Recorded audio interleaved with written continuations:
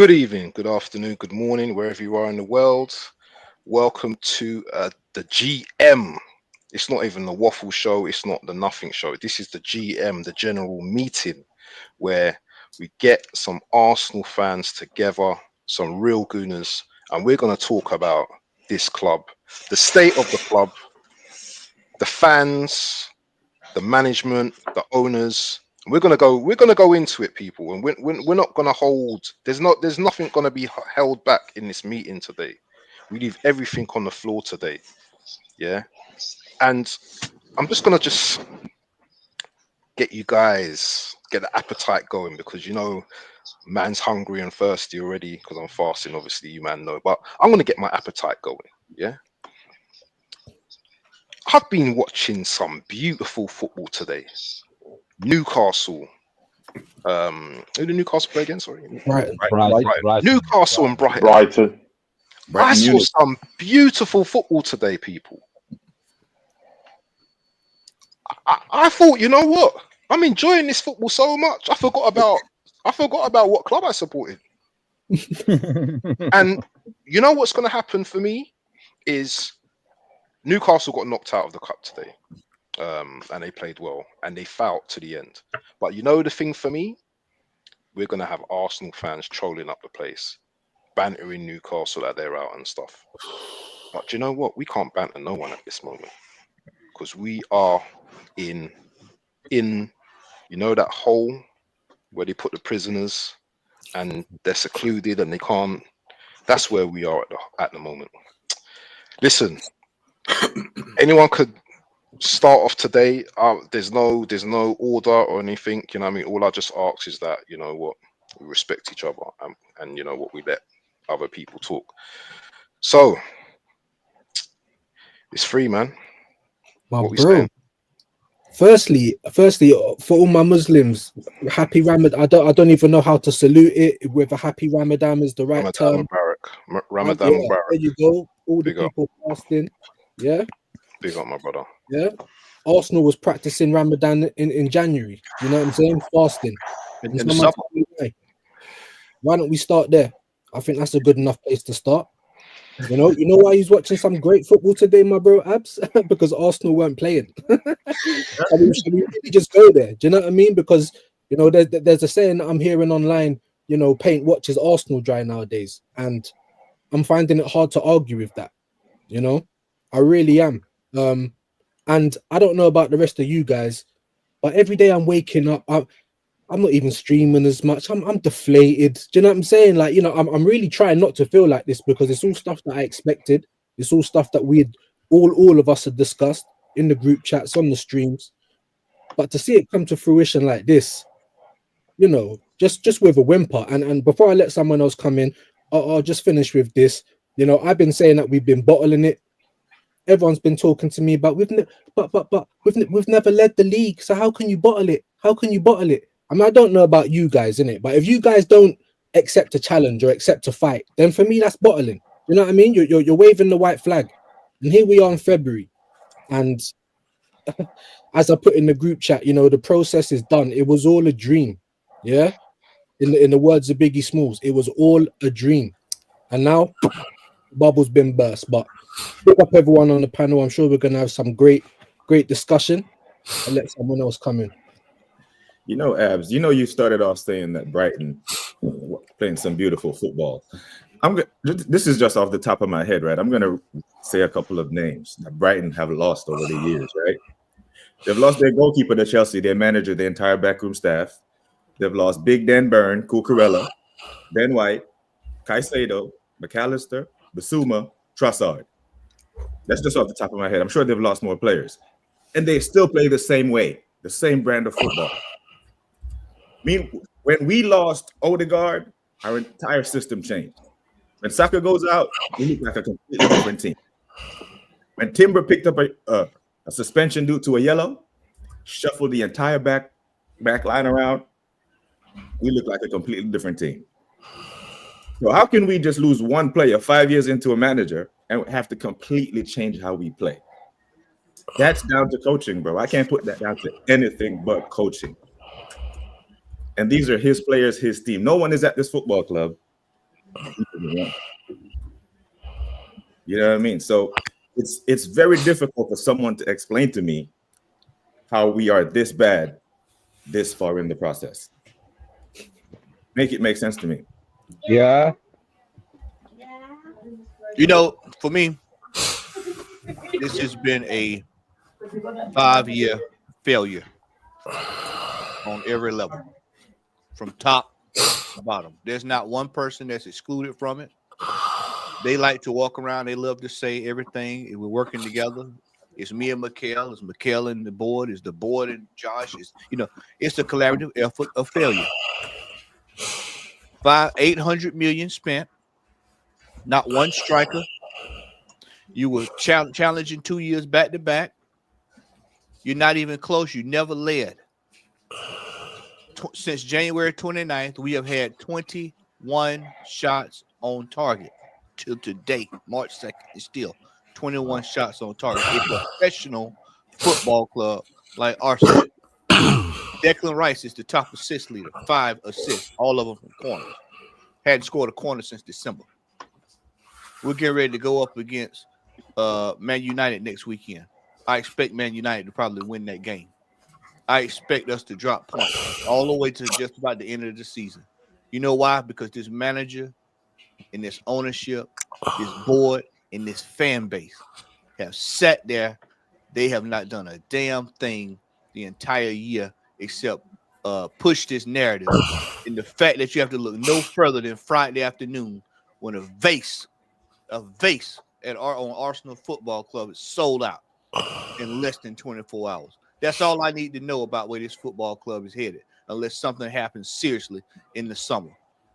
This is ridiculous that we are sitting here, especially me, you, Tony, and Ola, because we sat right here this same time last year chastising this football club over the same thing that we went through last season, the season before that, and the season before that. This season, the objective was extremely clear. It was even easy. Me and Ola gave you the game plan early out the gate. We said the season, we need to put everything we got into the Carabao Cup. Everything we had, every resource we had should have went into the Carabao Cup this year because it was the most attainable cup with the team that we had. We all knew that.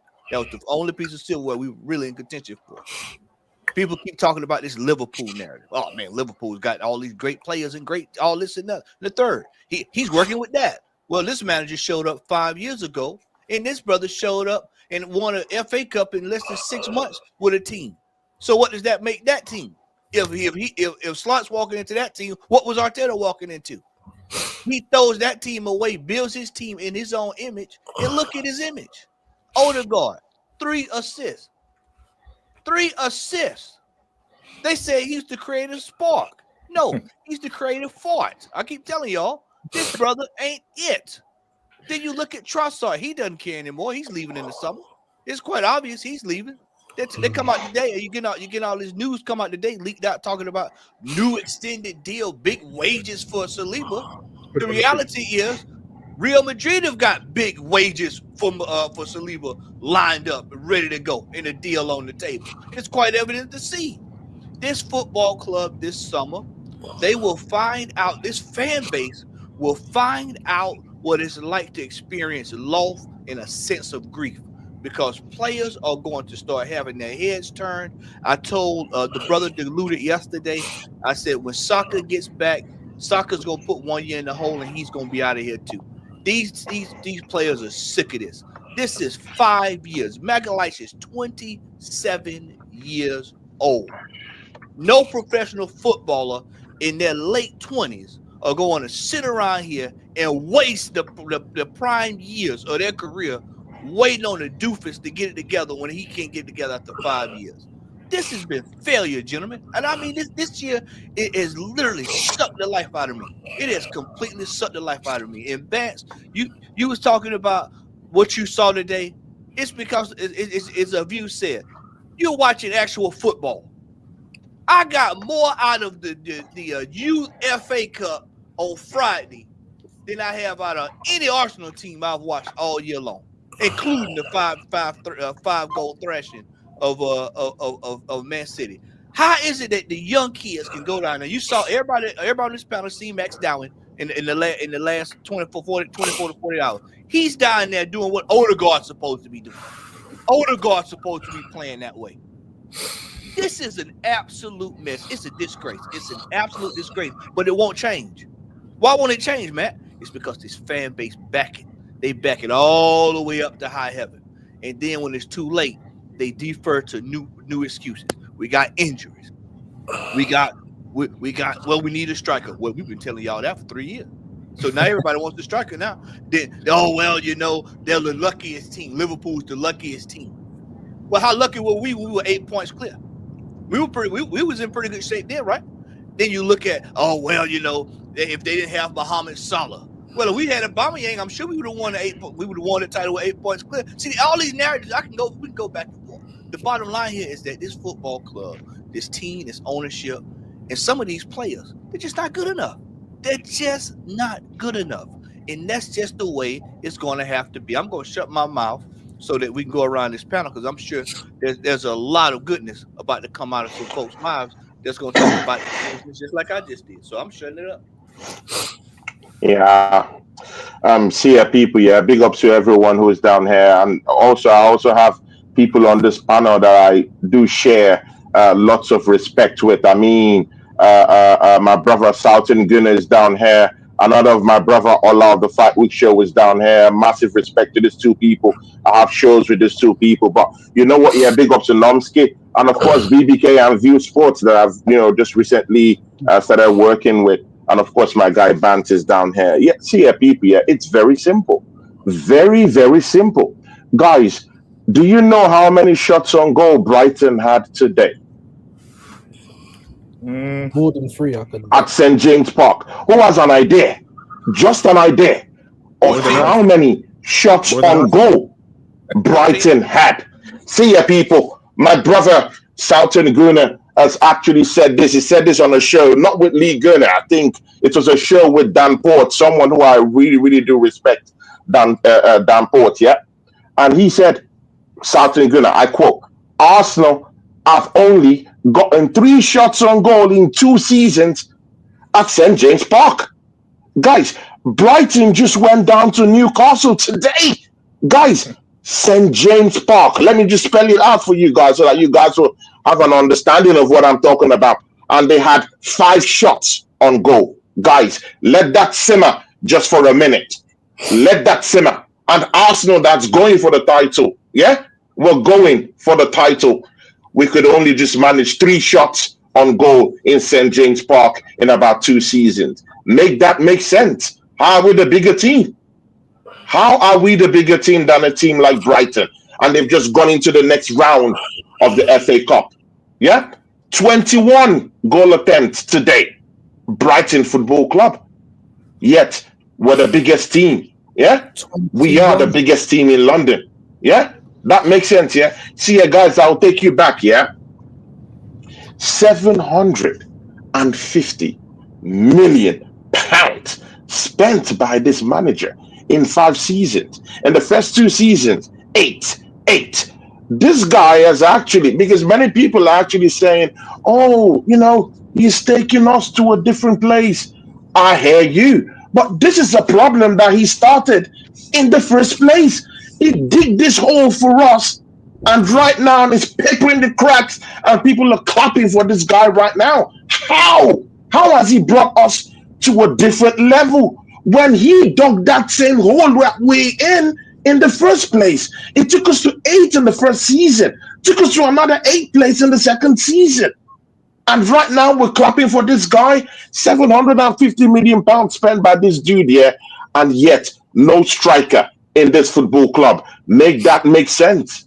Even if you hate strikers, just do it for the people. Do it for the fan base. Do it for the people that are coming down here to watch the game. Yeah, no striker on site. Yeah, and guys, we have to manage with Merino, guys. This manager, many times me and Ola of the Fight Week show, many times that me and the Southern Gunner, and of course Bant included, that we've talked about our dry transfer window. Guys, I'll be getting into how many team players we need in the summer But guys, yeah, Trossard will be out this maybe by the end of the summer. Yeah, he hasn't signed a new deal. Gabriel Martinelli, it's been muted that he would leave the football club. Yeah, that's number two. Guys, Martin Odegaard, we need someone who would come in. Yeah, that's why I started hearing rumors about Kimmich, Arsenal going for a freebie. Freebies, that's all we know about. Freebies. Remember the other freebie we got? Yeah, Raheem the Dream Sterling. Yeah, look what he turned about right now. Yeah, I mean, see, people, yeah, horrible misjudgment of players, mismanagement of funds has been going on in this football club, and no one seems to care about the responsibility and accountability down there for this club. But from the top managerial position down to the players, guys, make this make sense. Arsenal is the only team that went down there for a holiday. Yeah, at Dubai.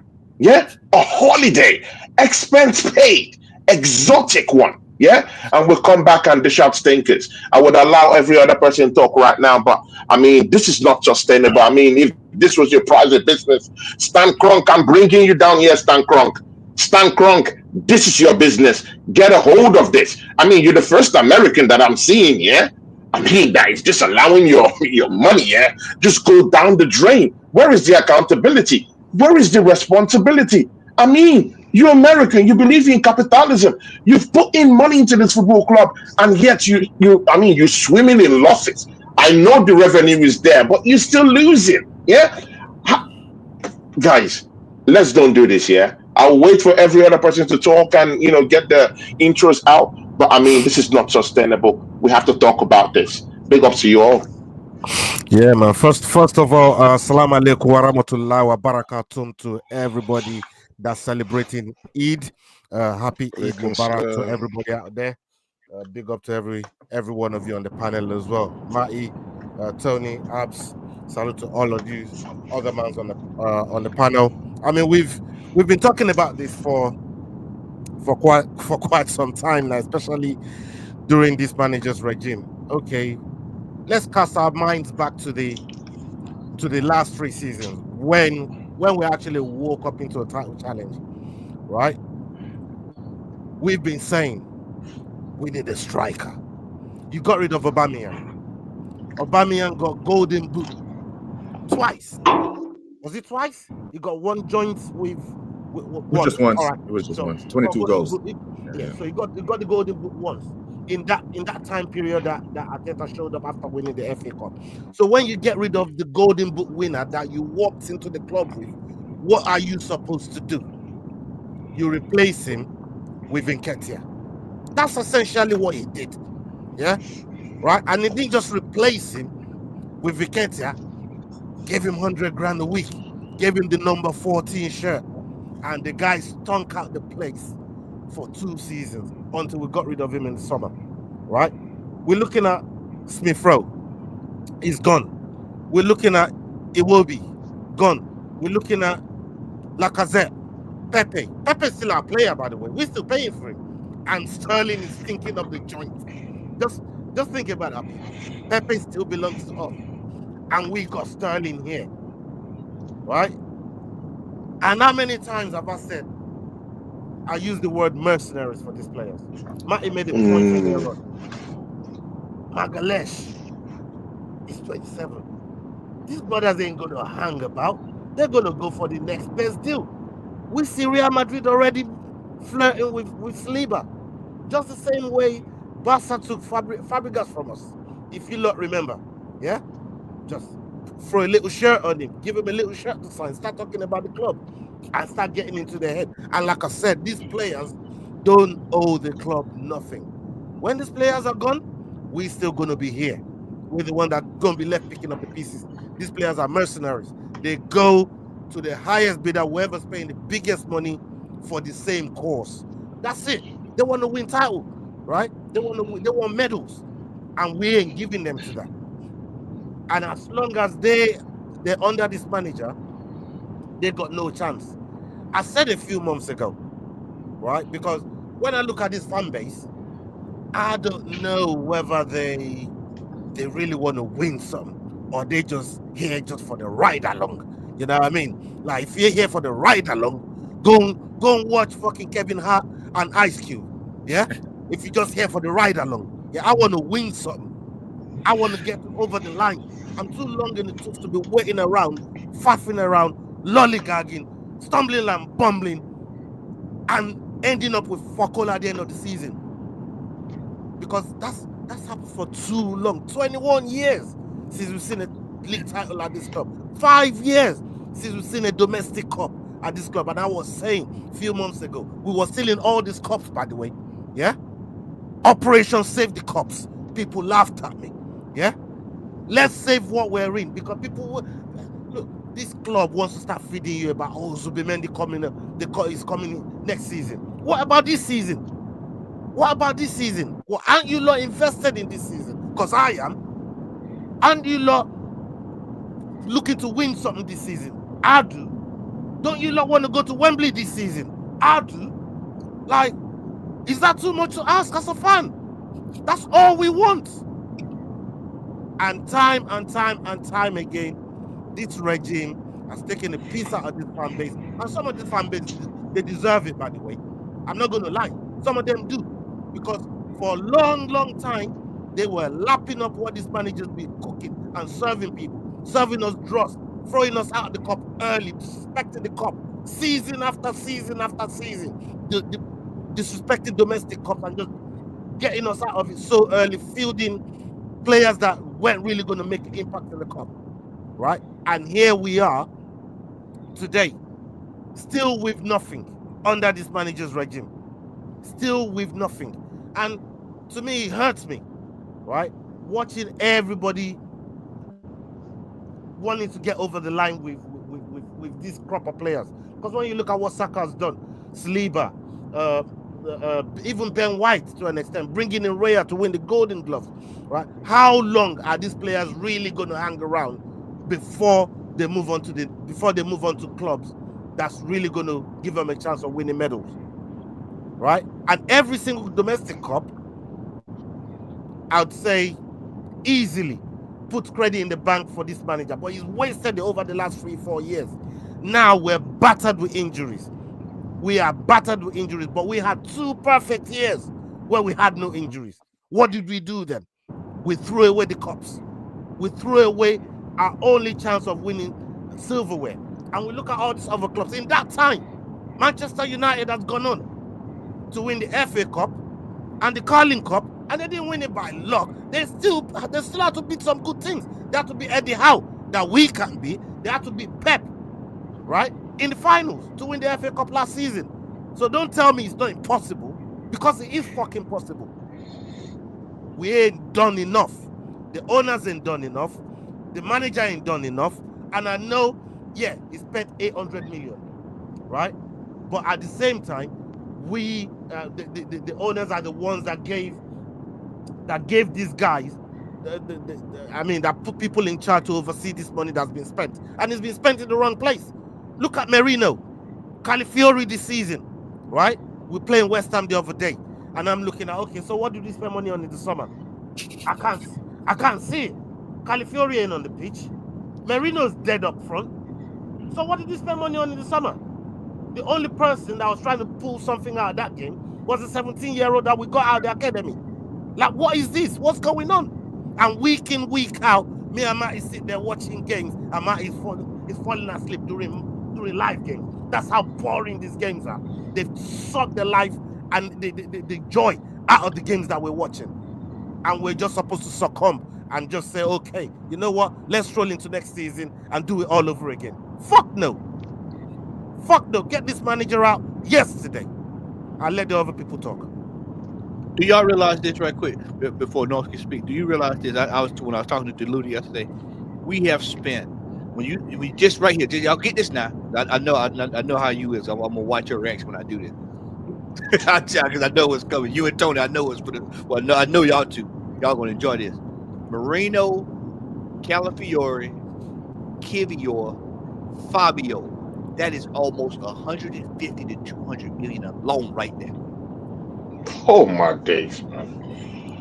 The mismanagement at this club is wild. Honestly, man. Shocking. Oh, that hurts to hear it. Shocking figures, man. thing is, yeah, and I want to, whoever's going to come in next. The thing is, yeah, I want to deflect this away from the owners for a moment, and I want to focus on this manager, because the owners don't pick the team. The owners don't decide like the player that Arteta identifies or whoever. The owners can be ruthless, though. I'm sorry. Yeah. You know what I mean? The owners Exactly. The owners can be ruthless. They are part of the problem. Your trigger finger, your ambition. That's the biggest part of the problem. Has to be there. You got to it's the owners as well. It's collaborative. Yeah. I tell you, it's collaborative. But I know what Abs is saying, because Abs is looking at. See, you have to look at it this way. He's looking at what's the most easiest problem to solve right now. That's the manager. The manager is the easiest problem to solve right now, and that's by sacking him tonight. Or when we get off this podcast, he need to be sacked. Just that quick. He need to be out of there. This manager is at the root of all the problems. He's at the root of the transfer window. He's at the root of the team selection. He's at the root of not taking these competitions serious. He's at the root of us while we've got play. They went to Dubai. They went for a week. Top Goon spun it. They coming back to save the season. They go on holiday break, whatever it is. And then this $1.2 million spent. Player we got. He injured the one attacking player we got. They asked, what would you do? High pressing. What are you high pressing for when you got 13 games in the schedule coming up? Back to back. And we already short. You wrap them players up in cotton wool as well. And that's the thing. I'm not saying the owners aren't culpable, yeah, but this is really today, yeah, is about this manager mainly, for me anyway. I know we're going to talk about everything else, but for me, the manager, yeah, has to take a lot of the blame, yeah. He's the one who Matty mentioned bought these players in, yeah. He's the one that fell in love with these players, yeah. He's the one that fantasizes over certain players in his team. He's the one who overplays certain players, yeah. And while we're in the position while we are, he's the one who said last season, yeah, be something, be whatever, like don't settle. Don't be satisfied. Yeah, don't be satisfied. Yeah, don't be satisfied. He's the guy that I'm looking at, yeah. So I'm heated about this because I can't take this manager no more. And for me, yeah, this guy's got to go. This guy's got to walk. I'm not even doing I want him next season and everything now and give him a chance. I want him out of this club. Yeah. Anyway, I'm not saying nothing. Waffle TV, please let me just come in there, please. See, people, yeah. I mean, just to only blame Mikel Arteta, I don't think that's the level we're at right now. Yeah, it's a much more bigger problem. It's a big, huge problem from top managerial position down to the players, down to them. Yeah, there's no accountability at the top. If you sack Mikel Arteta, the new manager is still going to come in and face the same kind of, gobsmack that we're watching right now. And at the start of Mikel Arteta's reign, they did say, yeah, that he would, bring in signings in a collaborative effort with the sporting director or whoever was the sporting director 2 years later on. Yeah, they said that they would sit down together and do the signings together. Probably maybe that was Edu, but they did it together. Yeah, including Josh Gronk. It's a more bigger problem.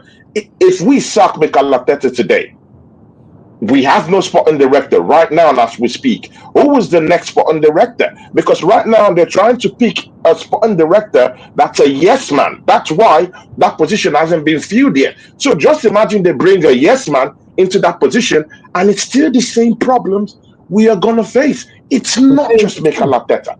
The person at the top there who will tell Mikel Arteta, no, this signing isn't good enough. No, it's not good enough for the football club, because we do know that Mikel Arteta is an authoritative person. If he says he needs a striker or he needs this player, that player comes in. We do need someone in that sporting director role who's going to say, no, Mikel Arteta, you've done this business your way. It's not going to go your way again. We need to bring in players that would help this team. And I'm sorry, you can't get that signing.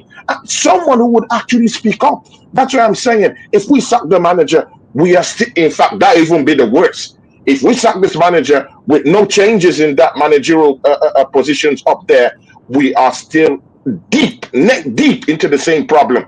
Gallic won't help us out. We saw our January transfer window, guys. We did no business, guys. If there's no sporting director that will speak out, yeah, If we don't have an owner that will speak out, hey, my funds are being mismanaged, $40 million to Fabio Vieira, and yet it's out on loan. Yeah, we sold out the other guy. Who is the other one that went down to Fulham? Yeah, while we need a number 10 who would actually open up doors like, Odegaard that they promised us about Odegaard, while we sent one of our own down to Fulham and it's opening doors down there. I mean, it's a total shit show. We need to get rid of some certain people in that managerial positions. If not, if we only release Mikel Arteta, we're still neck deep into the same problems. How many more years, Arsenal fans, do we have to go through this? I mean, through this lies, this tale of lies and, smoke screen and mirrors. If we actually want to do something, then let's tackle the problem from the root. And you know the root. If we bring in a new manager, good luck. Let's see what they win. Yeah, the problem for me is still, and I know Abs wants to move away from the owners, but even if you want this manager gone, who gonna pull the trigger? Who's gonna pull the trigger? Who's gonna pull the trigger? Right? It's the owners, and they're gun shy right now. They're gun shy, just like the forwards we got. Right? How is this manager playing Merino up top, and you say don't pick right? And we got that Butler on the bench. At least he's a striker. Did you hear what Nuno said to Martin Keown the other day? I heard it. We were so confident. We didn't need the extra bodies. We knew Merino was playing up top. He ain't troubling nobody. You know what I mean? They had no fear. They made no preparations for Merino because they knew he wasn't a striker. That Butler would have done 10 times better than Merino because he's a striker by trade. I'm not a fucking certified manager, and I know this, right? And Nuno just broke it down and shot Martin Keown down when he said, we knew Merino wasn't going to touch us. We knew it. So we were easy, you know? Yeah. I don't know what Lion Tex or Nomsky think. Yeah, I was going to say this. Yes. Let me come in here. As you can see, I'm on the road. I'm on a journey. I intend to get to my destination. Safe journey, Safely. The process. Save Johnny, Nomsky. Big ups to you, brother. But the key thing is that I get to that destination, people. So pray for me while I take that drive, and hopefully I will get to that destination. I need to pick up what I need to pick up from that destination, and then make my way home and celebrate my wife. Yeah. So that's the first point. So there's a bit of a little parable there, and just listening to you guys. Big up to all the panel, big up to the chat and everybody. Pleasure being on with you guys. Just listen to you guys, and I hear what Abs is saying, and we need to focus on the entire club from top to bottom. But let's just look at Arteta for a moment. Now, Mikel Arteta, we know that this guy, he came into the club 5 years ago, no managerial experience. That's down to the club. Yeah. But they said, let's try this guy out. The guy, when he first came into the club, he said, I'm going to throw my weight around. I'm going to change his club from top to bottom in terms of how they think. Do you know what I mean? Change the whole profile of the club, the fan base, all of that. And maybe to a certain degree, he brought back happiness to the club. But for me, there's a thing about when you go into a competition. In the third year, I'm not even going into the first 2-3 years where he finished 8th twice and 5th, bottled the 4th place. We talk about the last 3 years. We're now into a third year, where we are now worse off than we was last season. We Liverpool, we finished 5 points ahead of Liverpool last season. There's now an 18-point swing, people. There's an 18-point swing that can be more by the end of the season. Reason being is because in the summer, he was given money from the owners to go and purchase the required players in the required position, which I believe was a striker. Not only that, at the end of last season, he said this is not good enough. Yeah, we should not be in this position. So you go away from that saying, right, okay, we're going to push on for next season. So in the summer, we're linked with Sesko. That was short-lived. And then you're not hearing anything. You're thinking, yes, we're going to go and still get that striker. No, what does he do? He goes and spends almost £80 million on 2 defensive players. Canafori, who is a left-sided centre-back, who now is decided that he's going to now join the left-back ranks. Not only that, he goes and buys a number 8 in Mikel Moreno, who's still up to this point, up to this day, I don't know what the guy does. I don't know what he does in the side. I'm still trying to figure out this guy. But because Mikel Arteta works with square pegs in round holes, that's his philosophy. He likes to move players around. Yeah, he likes players that can play in multiple positions, but he doesn't have a clue how to what's the word I'm looking for? In terms of making players play, making the team play better than what they are. He can't coach. This guy can't coach. He only knows one system, yeah, which is 4-3-3. The guy needs to go into this. We have a problem here. We haven't got a strike up front. How about changing up the system? No, not Mikel Arteta, because I don't really think that this guy has a clue when it comes to playing other systems. And there's coaches in this Premier League that are out coaching this guy, that have experience. That's the thing that a lot of these managers in the Premier League, this guy's been back to the hilt from our owners. We can't turn around and say that owners have not backed these guys. But you know what the problem is that the owners have rewarded this guy. The owners have rewarded this guy for failure. £15 million. Who do you think? They're not going to sack him. They've just given him £15 million, people. Why would they sack him? But then you could look at the flip side of it and say, well, maybe, you know the mafia. The mafia likes to bring you to a nice room and sit you down and befriend you and everything. And then next thing you know, you've got a cheese wire around your neck and you're done. Maybe they might be doing something like that. I don't know. But what I will say, just to kind of conclude my thing, because I want to try and be as calm as I can, because my blood pressure is already high as it is, and I want to get to my destination. If even the owners or Arteta had any ambition, yeah, they would walk away from this club.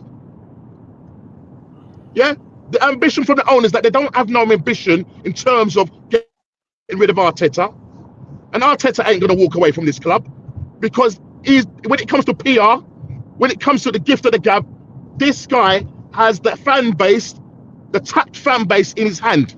And unfortunately, they worship this guy. They don't worship Arsenal, Arteta. Yeah, he's the be-all and end-all. Nobody can say anything wrong about this guy. But the fan base need to wake up. They need to wake up, because we're now going into our 5th season where we've not challenged and we've regressed. And fans will still come out and say, no, we've improved. How? They might say, oh, trophies don't matter. He's lowering the standard of this fan base and the way they think, the mediocrity of the way this fan base is. We're being lulled into a sense of mediocrity with this club and Arteta. And this is still going to go on unless the fan base come together like us. Yeah, we're maybe a small minority, but we have to come together. We handed out the most successful manager in our club's history, yeah, for saying top 4 is a trophy. This guy can't tie. This guy cannot tie Arsene Wenger's shoelaces. But the fan base, the young fan base, unfortunately, it's the young fan base. And yes, you've got a few that are up in age as well. All right, but I'm telling you now, man, they need to wake up now, because we're going into another year. And the last thing I'd like to just say is, what big story is he going to come with at the end of the season? What big story is he going to come with at the end of the season? Let's watch this space. It's Netflix FC right now. That's all I've got to say on that matter, mate. Craig or Lion Tech? You're on mute.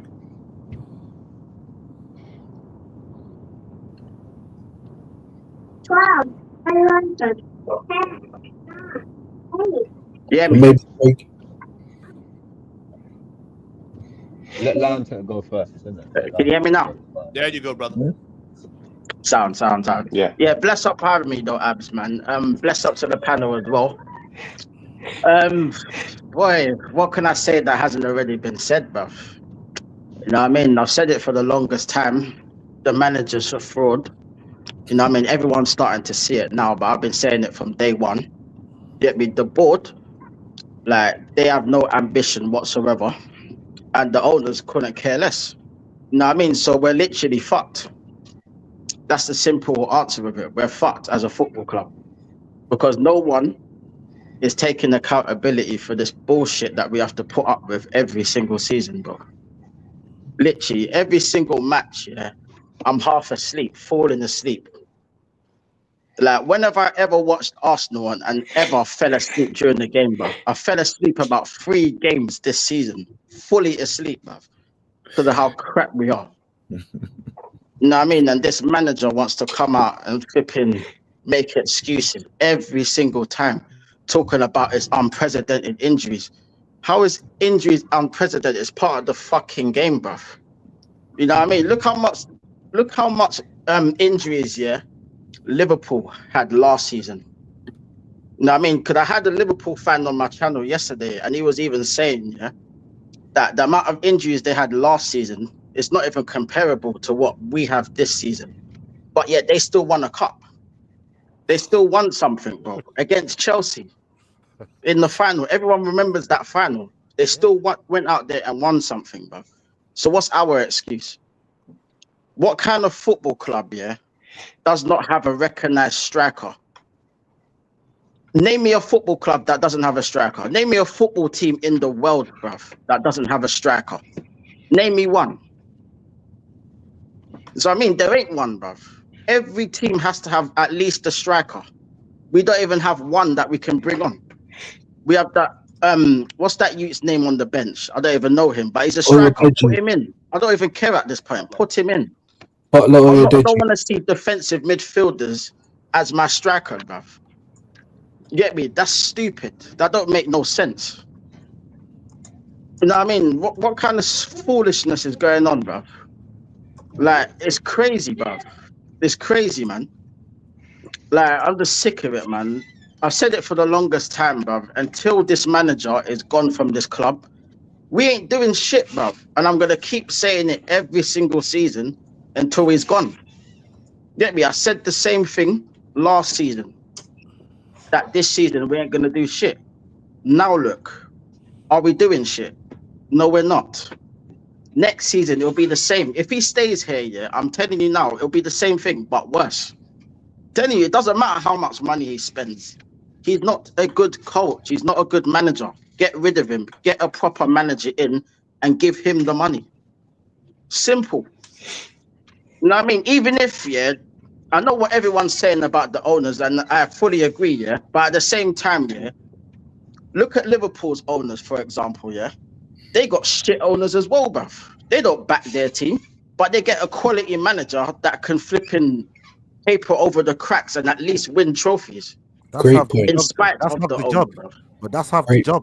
Getting a good manager in the club. That's half the job, and exactly that's half the job. They've done good recruitment, and that's because they have quality people at the helms of affairs. They have a sporting director who would say, you know what, yeah, let's add a Slashbulla into our team. Let's bring in a Gravenbat into our team. Okay, let's add some depth here. Let's bring in Chiesa, who could chip in 1 or 2 things at the end of the day.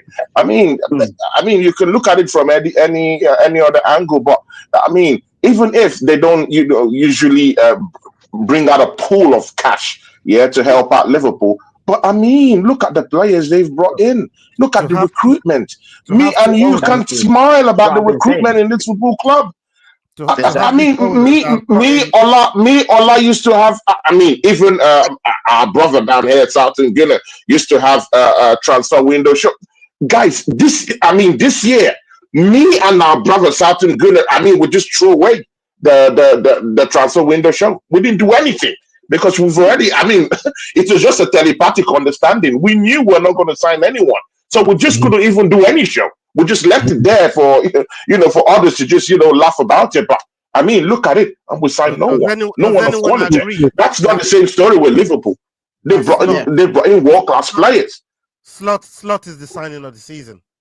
Everybody you. agree, Thank right? you. And that's Exactly my I point. agree, man. and you said they got shit owners, but they've brought in 2 title winning manager to their club in the last 10 Thank years. you.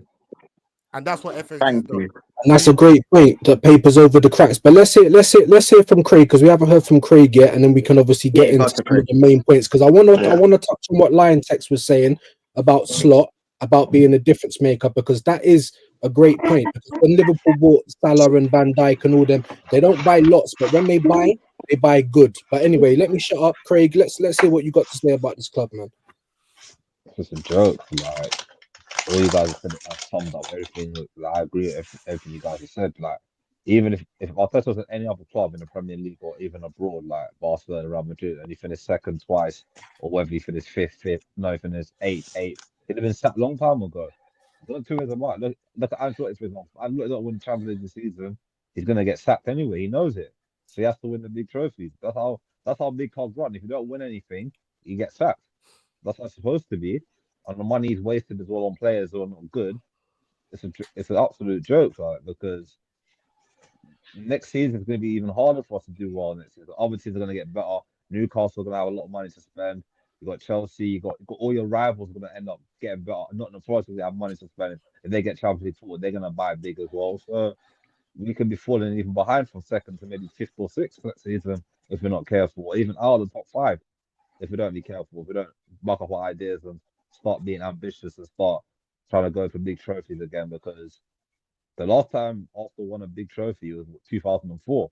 That was the Premier League. Look how long that was, over 20 odd years ago, and it's not very good anyway. So that's all I got to say, man. Yeah, big up Abs breaking your fast, man. Big up my broski. But let's try and zero in on a couple of things. Big up, Abs. Obviously, everyone's been making some great points, but like I said, because that was a great point that Lion Text made about Liverpool's owners, because FSG, they're basically the same as KSC. It's just like 3 letters, isn't it? Do you know what I mean?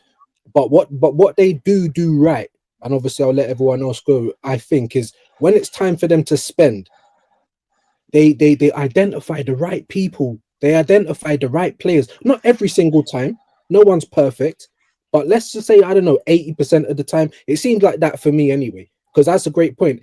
FSG hasn't back Slot. You got all the way to January, top of everything, and they still didn't say, here's a little something to get you across the line. So, I mean, is it American owners in a whole, or is it just like certain of them? I mean, obviously, we got a few Americans here. Maybe they can get, I know Matt's always got the great information. Maybe you lot can break it down for us, man, but maybe it's a talent ID problem. I don't know, guys. What do you reckon? No, so the thing with American owners is the American sports system don't operate off relegation on promotion. Like you finish where you finished, and the money is split evenly. So when Denver Nuggets won the NBA title, that's good enough to quiet the fan base for 10, 15 years because they're not getting relegated. You know what I mean? So the American sports model owning a English football team is always going to be problematic. Always. But you know what? I have to disagree, because if they get an owner, you'll notice what I'm about to say. If they get an owner like George Steinbrenner, for the Yankees, yeah. If you get an owner like that right there, you ain't got to worry about. Arteta had been sacked 3 years ago. He'd been long gone. Yeah, but you see how the Yankees are moving since Steinbrenner died. Yeah, they the flat line. Right. So it's like the old school mentality that Steinbrenner had, like what Perez has at Real Madrid. And I want to touch on a point that Craig said earlier about Bro, Xavi Hernandez is a Barcelona legend. He won the league at Barcelona and still got sacked. He won the league because that year they finished. They didn't make it to the knockout stage. They got dumped into Europa that year, and they sacked him. And he's an actual Barcelona legend, bro. Arteta is not an Arsenal legend. He's more of an Everton man. He didn't even shoot. We had that discussion the other night. They don't even recognize him over Everton. He's not even an Everton legend, bro. Those are the levels. Imagine, bro, if Arteta won 1 league title, AFTV would start a GoFundMe to build a statue for him outside. But they sacked him. They sacked the man for winning the league title because the Champions League. Because Barcelona haven't won the Champions League since 2015. There's pressure there. So this idea that the club is running that we had to lock up Arteta because he might go to Barcelona is complete bullshit. Because you can't go to Barcelona and finish 8th, no trophy, and live. Because we've seen the evidence. Man won the league and got sacked.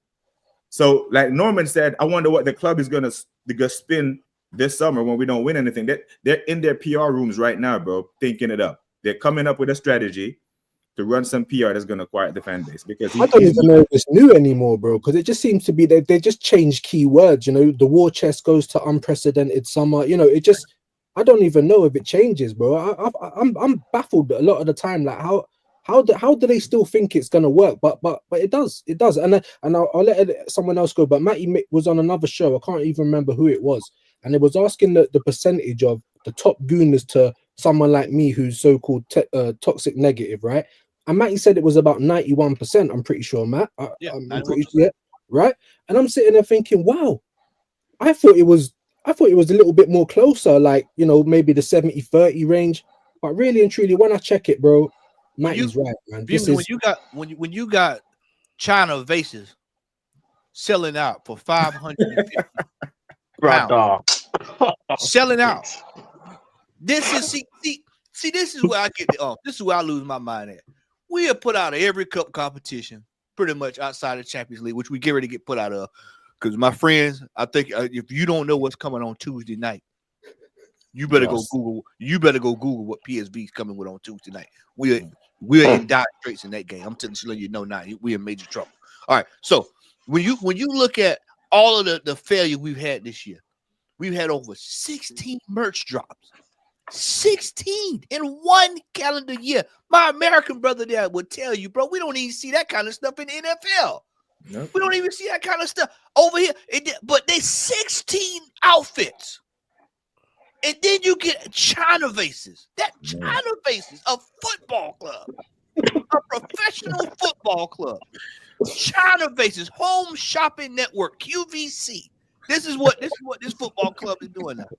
Dial in 1-800 to get 20% off right now. If you call in right now, that's I've never been so embarrassed. Yeah, Home Shopping. Home Jury Network. This football club is done. Psychologically, it is done.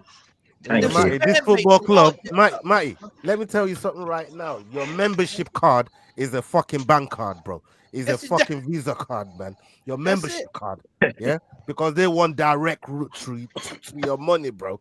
Right, and that's how they're moving. Right, and we look at the all right. We've been saying about how this manager has been failing in terms of recognizing the domestic cups and how he's been putting us out of them, right? But it's not just that. When we look at what we've done in the league as well, because the league is a true reflection of how we really are, right? Obviously, we've had the falls done this season because we just by the performances that we've put out. By the games that we've lost and drawn, we shouldn't be in second place. We should be down near like 8th, 9th, something like that, right? But it's like an elephant on the tree. It's kind of like how I'm looking at why we're still in second place, right? but we look at the FSG, I mean the Liverpool owners, yeah. When Brendan Rodgers hit second place with that Liverpool team, they're on the cusp of winning. And the owners knew, all right, Suarez is going to want to leave because he ain't won nothing. Gerrard is probably coming to the end of his career. You know what? We need to move on Brendan Rodgers now. Because right where we're on the cusp of winning it, let's go and do some extra. Let's bring in that X factor. And they brought in Klopp. Klopp was all in there to bring in. And then look what he's going to achieve in that time, right? The overtime as well. I think Wenger just won the FA Cup, right? We went ahead instead of sending him out into the sunset with the FA Cup. We gave him extra contract. Pep was available at that time. We could have got Pep. It was on a sabbatical, right? We gave Wenger another contract, right? So the miscalculations has been on these owners as well, where they gun shy and not pulling the trigger at the right time on some of these managers. Because we've wasted 20 plus years with the wrong managers by sticking with them for too long. And when we stick with these managers for too long, for me, 18 months, 2 years, if any manager ain't cutting it, be gone. 2 years, be gone. If you don't look, as same goes with the players. Why are we staying married to these managers and players for? This is 2025. Football ain't like in the 90s no more, where managers are doing all 15, 20 years. No, those days are gone. 4 or 5 years tops if you're a good manager, right? So for me, I just think we need to look at look. I know we're talking about the manager, but the manager has to get removed by the owners, and if the owners ain't being held responsible for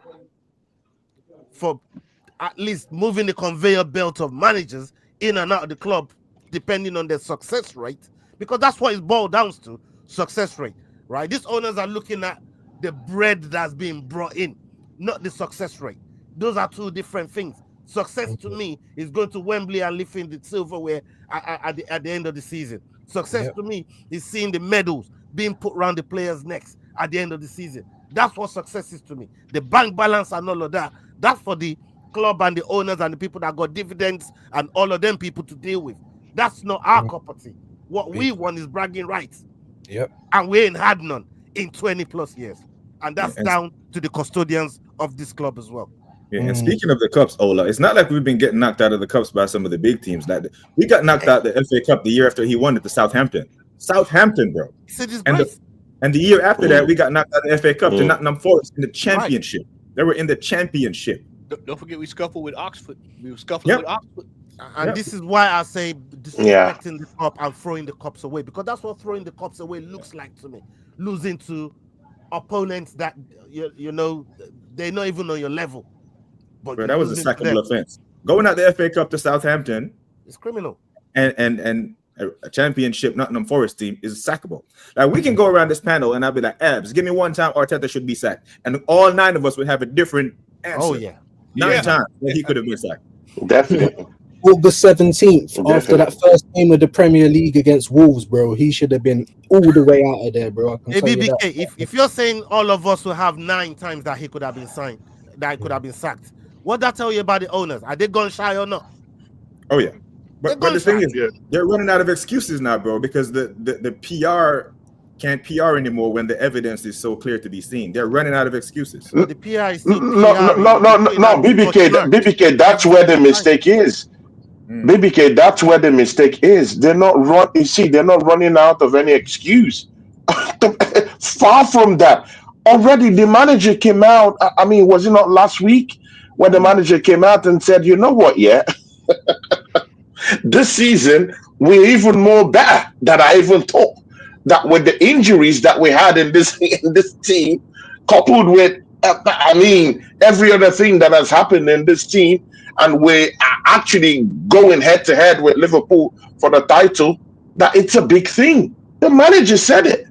He has already there's already an excuse. And again, this brings me to the next part, and that's this PR machine. And the PR machine we're talking about, I mean, it's in all facets about the football club.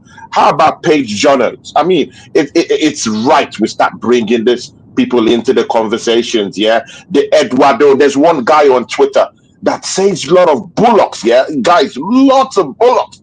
That guy's name is Eduardo Hahn. I don't know where that guy comes from, but I see something from University of Chile. I don't know where that guy comes from, but that one guy, you know that guy's a brown envelope, journal, These are the guys we have spinning, lots of narratives for this football club. I mean, the guy that handles Twitter for the Arsenal Football Club, I mean, after a lose or after a loss, this guy just comes out and says, on to the next one. I mean, do you know, and you know, we have lots of all these young fans who are there watching, these things, and they're seeing this nomenclature, they're seeing the statements, they're seeing the phrases, and they're like, oh, let's have mercy on them. Maybe the next matchup will get something. They are part of this machine. The manager came out and said, you know what, we need to identify players. The next week, he said something like, I'm having a discussion with the Arsenal players to know which striker we're going to bring in. Bro, the rumor mill, it doesn't stop. The PR continues. It continues. It's there. It's never going to stop. And you know what? How about the merch? How about the merch, guys? Yeah. I mean, there's one guy that I always like what he says on AFTV, that Yadman. But I mean, in his last conversation the other day, Yadman, how can you be talking about this football club, but you're wearing the latest merch of the football club? You are part of the problem still. If you have the recent merch of this football club, you are part of the problems, and we have to comfort that, because you know what? Yeah, the revenue that was just released. Me and Matty, we talked about the revenue about this football club. Yeah, the revenue is being generated more from the merch that these guys are selling. They're making more and more money each year Uncomfy from the merch. So everyone who's supporting with their little token from that merch, I mean, we have to start looking at that, right? The merch, the verse, it's selling out in record times. The club is making money. Why do you think they would buy you a striker when you go to the shop and buy the latest merch? It just goes straight into the cronky bucket. Yeah. I mean, it's not sustainable. It's not sustainable. Let's don't pretend as if we love the football club. And again, see, guys, yeah, how about, you know what, yeah, guys, now is not time for lip service. How about Arsenal fans who are London fans who are down there? Guys, yeah, I mean, you guys watch the matchup, yeah, every week in, week out. How many banners have you seen out in that stadium? Guys, let's be frank. Let's be frank. It's not just good and okay for us to come down here and sit on podcasts and talk. How about the Arsenal fans who are down there? The toxic one, the negative one, anyone.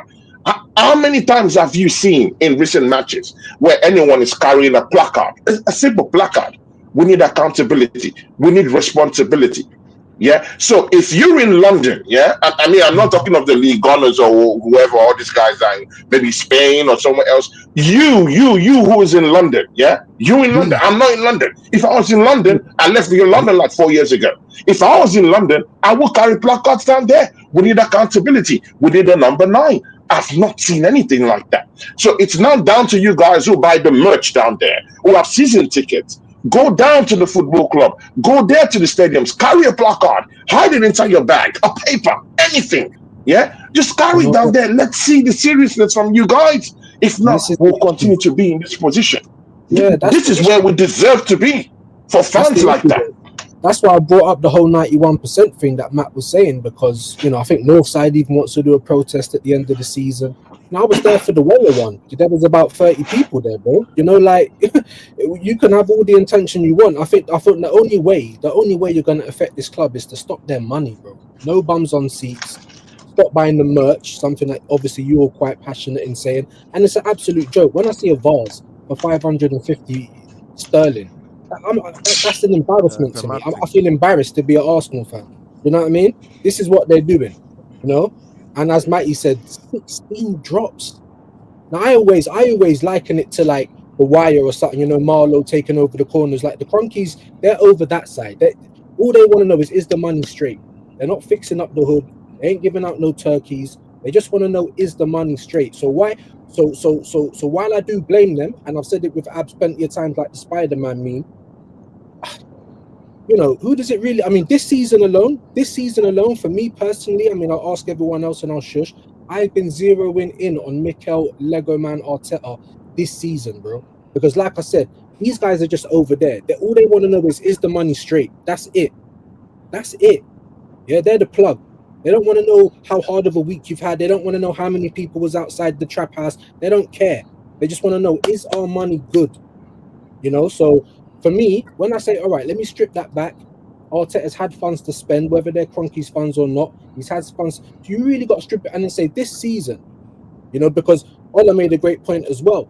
You know, Arteta, the cheek of the man to try and say we should be mid-table and stuff. But at the end of the day, the way that we've looked this season, I feel like we are lucky to be where we are. We are lucky to be where we are. I mean, there's no doubt about it, man. When you we're lucky to be where we are, bro. We're lucky to be where we are. So for me, it's just outright negligence. If you think this guy's not got a big enough voice to say, hold on, get me a player, get these players some help, please. Get these players some help. That's all we're asking for at the end of the day. Yeah, so when you skip back everything, and I'll let everyone else talk. I want to talk about I want to talk about the decisions that this guy's made. I want to talk about his in-game management. I want to talk about his substitutions, because it's all dross this year. It's falling apart. Every year we go backwards. So I'm gonna shush, but they're the kind of things that I wonder, because when you strip back everything, bro, Cronky's this, that, and the other, you know, as plugs, as dealers, however you want to say it, they've done their job. We've given you the goods, bro. We've done it. Yeah, So can you pull the schedule up? Can you pull the fixture list up for me right quick? I want y'all to ride with me. I want y'all to ride with me. I'm going to show y'all something right here. We got United and Chelsea next. Yeah. Hold on, BBK. I want y'all to ride with me, brother. I'm going to show you something. I'm going to show y'all something. I revealed it. I showed this to Diluted yesterday. Blew his mind. I'm going to show this to y'all in just a second. As soon as Abs get this up, I want y'all to visually see this. Once you get it up there, I want y'all to watch this now. I'm gonna do two things now. So, Manchester United next week, that's not a gimme. Chelsea, that's not a gimme. Fulham, I mean, they, you know, it depends on which way the wind blows. We can't beat them in Fulham, so Everton's revitalized. They've got, you know, Brentford, they're tricky. The strikers on decent form over there. You got Ipswich. If they'd have came forward in December, they possibly could have drew us. That was with a full team, by the way. Palace, Mateta's on the same amount of goals as Salah. Is he? Yeah, 21. It's 21. Yeah, 21. Jesus. Yeah. He's mind blown. Like what?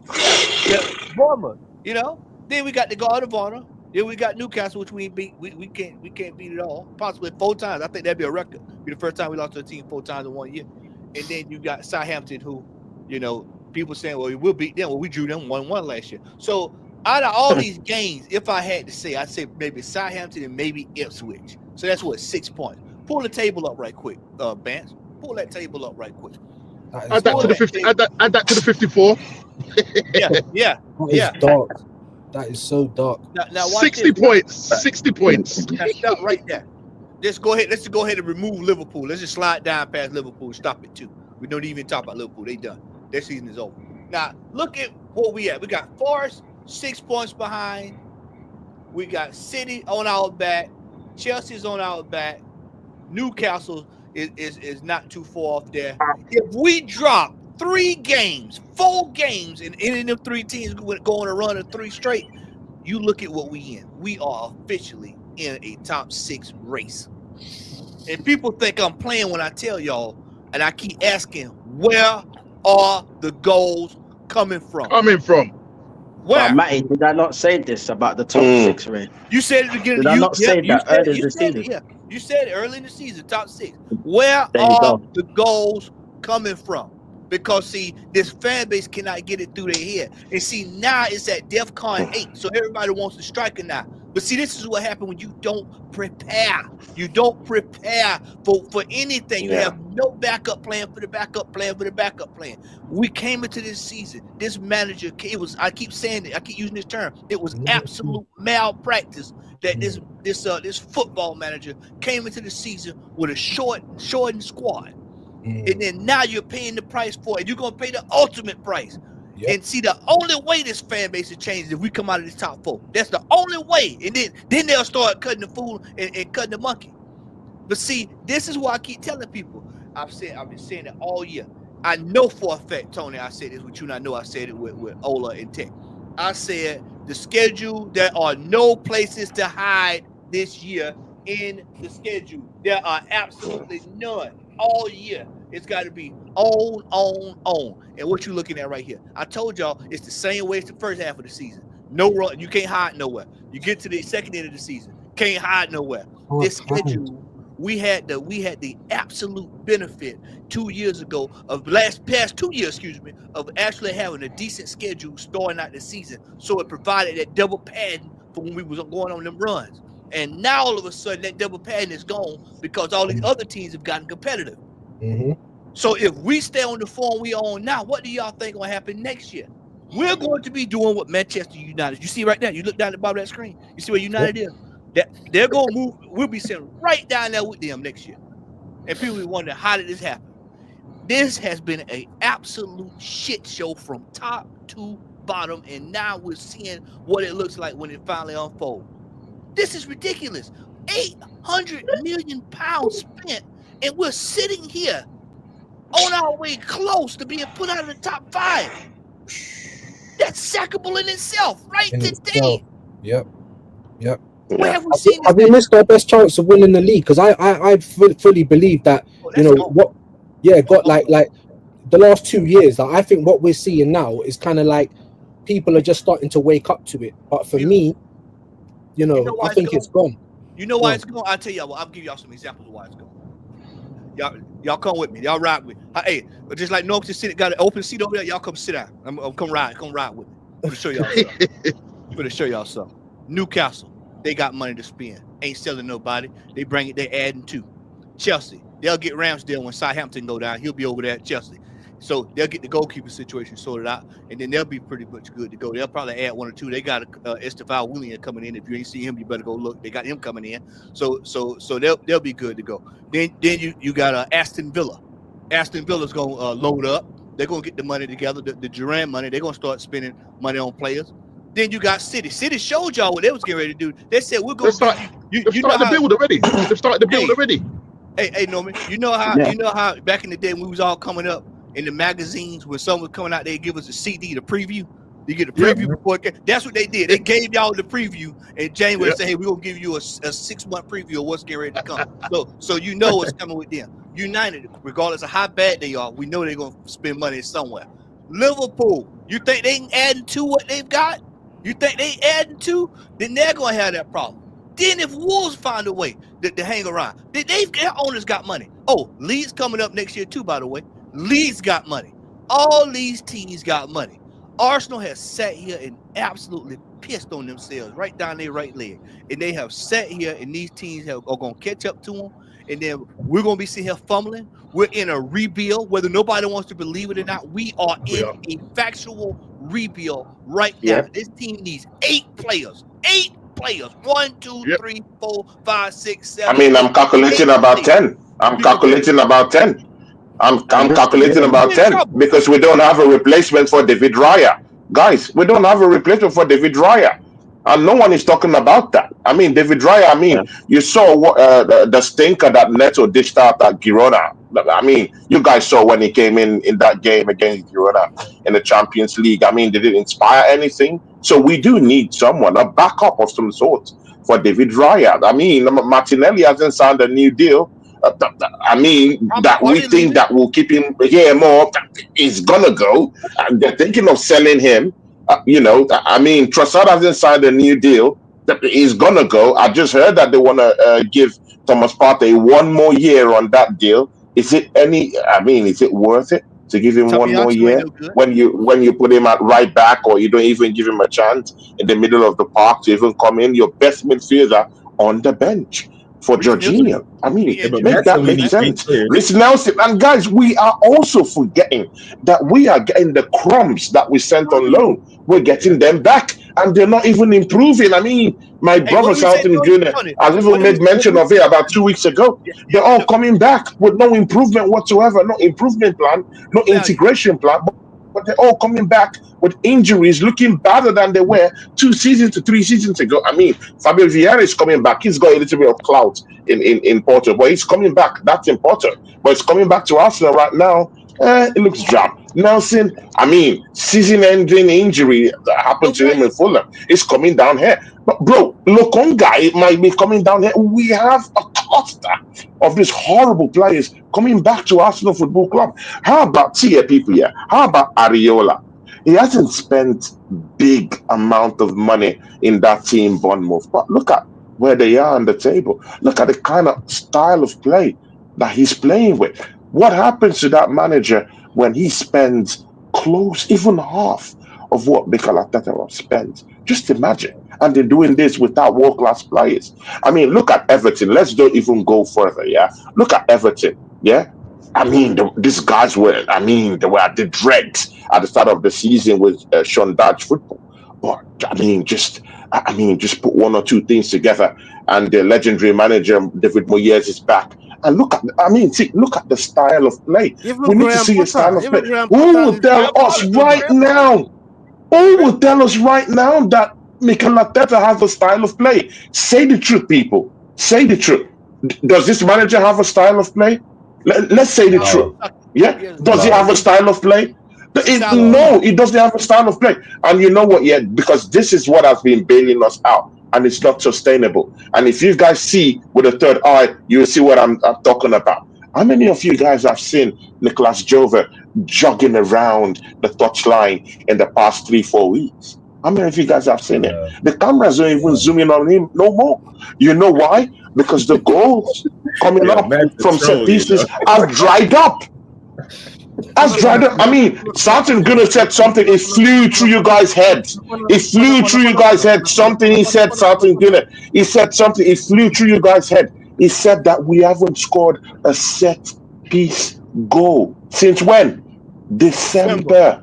It Hey, flew. does anyone know who? No one. Maybe Ola said something like about that. But I mean, it flew through. All of us heads down here. We haven't scored a set piece goal. Something that used to, bail us out of these games most of the time is dried up. And Nicolas Jover is nowhere to be seen. The cameras are they don't zoom on him no more. How about that morale that they built for him in the space of how many months? Does anyone know who the Liverpool set piece coach is? His name? Never heard of nah. I don't know. I don't How know. come everyone knows who Nicolas Jover is?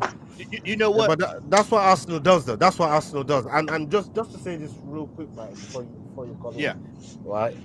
I look at this club and the way we PR a lot of the things that goes on, the whole dark arts, the captain. That's one thing we've not even spoken about. The captain of this football club, yeah. And I've said it time and time and time again. When you look at the captains that's gone through this club, the captains that we've had at this great club, this guy folds under pressure. I mean, absolutely buckles under pressure, right? And that's part of the cross that we're having to carry at this club, because your captain is the face of the game. He's the one that's literally got to drive the game while the game is going on, while they're in the heat of play. Is the captain that's really got to drive the team forward. And this guy that we've got, he ain't it, right? Taking 10 touches, 8 touches, like we're doing touch counts during watch along. This guy's taking 8 touches before he passes the ball. 8 to 10 Why? touches. Spinning around before you pass the ball, like delaying attack. And these are the type of things. Yeah. Sometimes when you need, I said this, yeah. I said Bruno's way better. Bruno Fernandes, way better than Odegaard as a captain and as a footballer, right? Because when it comes to pressure and trying to get his team over there, at least he does something, right? I asked, when is the last time we've seen specialist players at this football club? A player that does what he's supposed to do. Not no versatile player. Not no player that can play 10 positions. A player that his only job is to bag. When was the last time we had a specialist set piece taker? Somebody that can just bury a free kick at this football club. Can I hop when was the last time we had that? Can I hop in on this? I want to address the elephant in the room. I'm so glad you said that, Ola. That's exactly why I was getting ready to go down the boulevard. Let's talk about this sorry scouting department we got here at this football club. Let's talk about this sorry scouting department at this football club. See, me and Lee, I put it in the group. I forgot to put it in our group. I put it in our group so y'all can view our scouting department and how inept this scouting department is. We've got the average age is about 42, 43 of our scouting department. You would think that the scouting department would have guys that's in their late 50s, early 60s, possibly even 70s. It's been around the block, you know. It's all job for the boys. Where are the signings at, gentlemen? Well, we used to pay, you could pay £100,000 for a player. He turns into a $6, $7, $8, $15, $20 million player. Where are the $6.5 million players at? Where the $3 million quality $3 million player? This manager was going out here spending $50 million on Jesus. He was spending $30 million on Zinchenko. He's paying $30 million for Fabio. He's paying $30 million for Kivior. He's out here spending top dollar $10 million on Lakonga. He's out here just wasting money. Yep. And then now tell you, oh, they hadn't backed him. The man has been back to high heaven. The man has had the cash on hand. He has had the cash. He's had the money put down. He has spent the money on trash. There's no coincidence that Edu left this football club 3 weeks after Sterling pulled in the Dodge. You're not gonna convince me when I know for a fact me, Ola, and Tony was sitting on shows. Not one person on the panel, not one person in the chat. Me and Ola do a show at least every week, every game. There's no way we sat there, and I cannot recall looking over in the chat, hearing it in the fan, hearing it in the air, seeing it on the message board. People calling for Raheem Sterling to come to the football club. Not one person called for Raheem Sterling to come to this football club prior to him coming. That was an absolute piss take. And I'm telling you all that this manager has orchestrated this chaos that we're seeing right now. He asked for these players. Yeah. He had the list of players. He's not going out buying quality players. I set up with DG yesterday for an hour and a half and went through a list of players. I went through a list of players with Dan Potts. I went through a list. I've done it with Tony. I've done it with Ola. I've showed Tech. I've showed Ben. I have shown people players. We could have went out and about 8 to 9 players for about 30 to 42 million pounds. And we'd have money left over to buy what? A world-class player if needed. This manager has mismanaged his money. He doesn't need another cent. He doesn't need another nickel and another dime.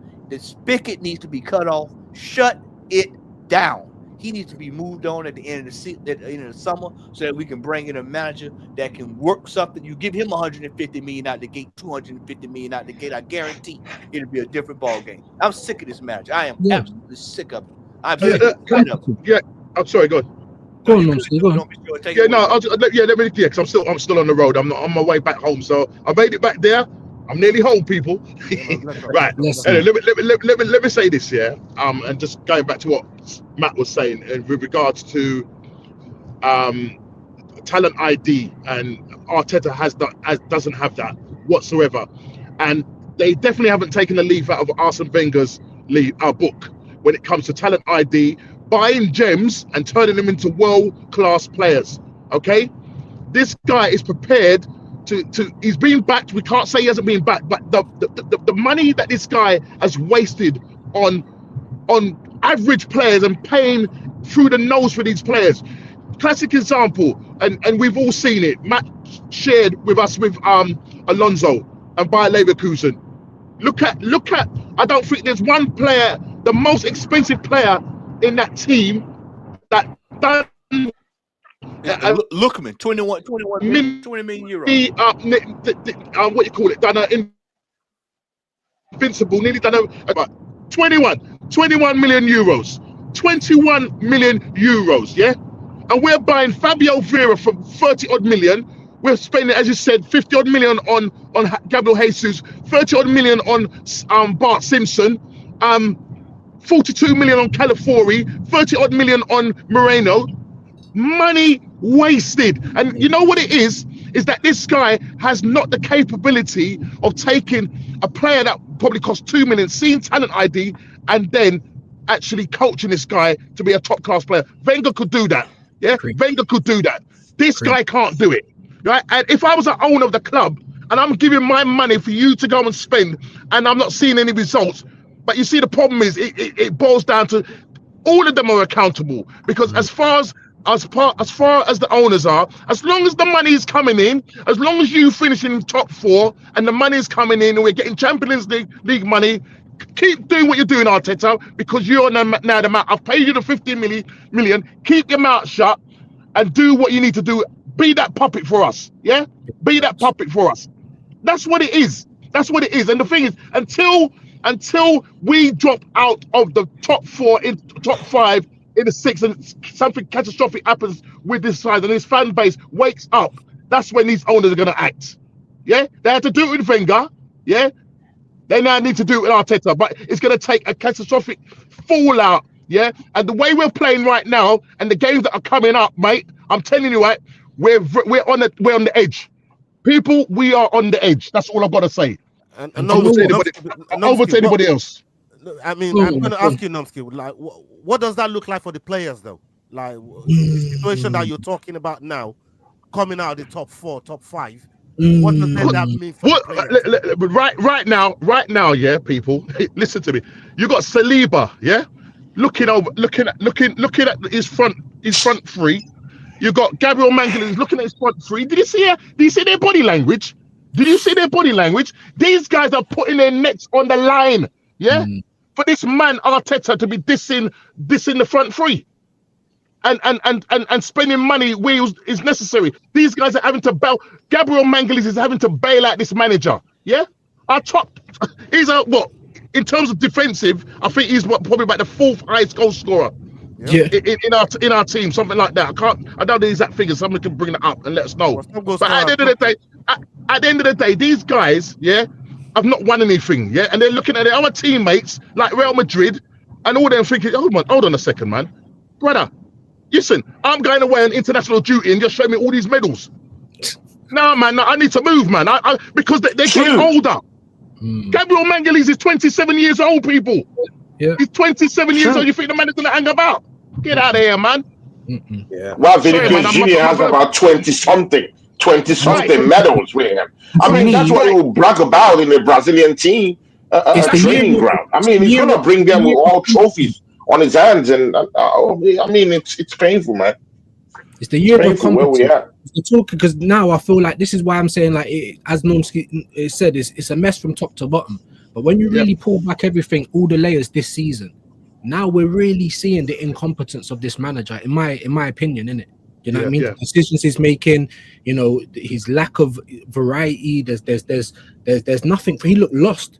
He looked absolutely lost the other night.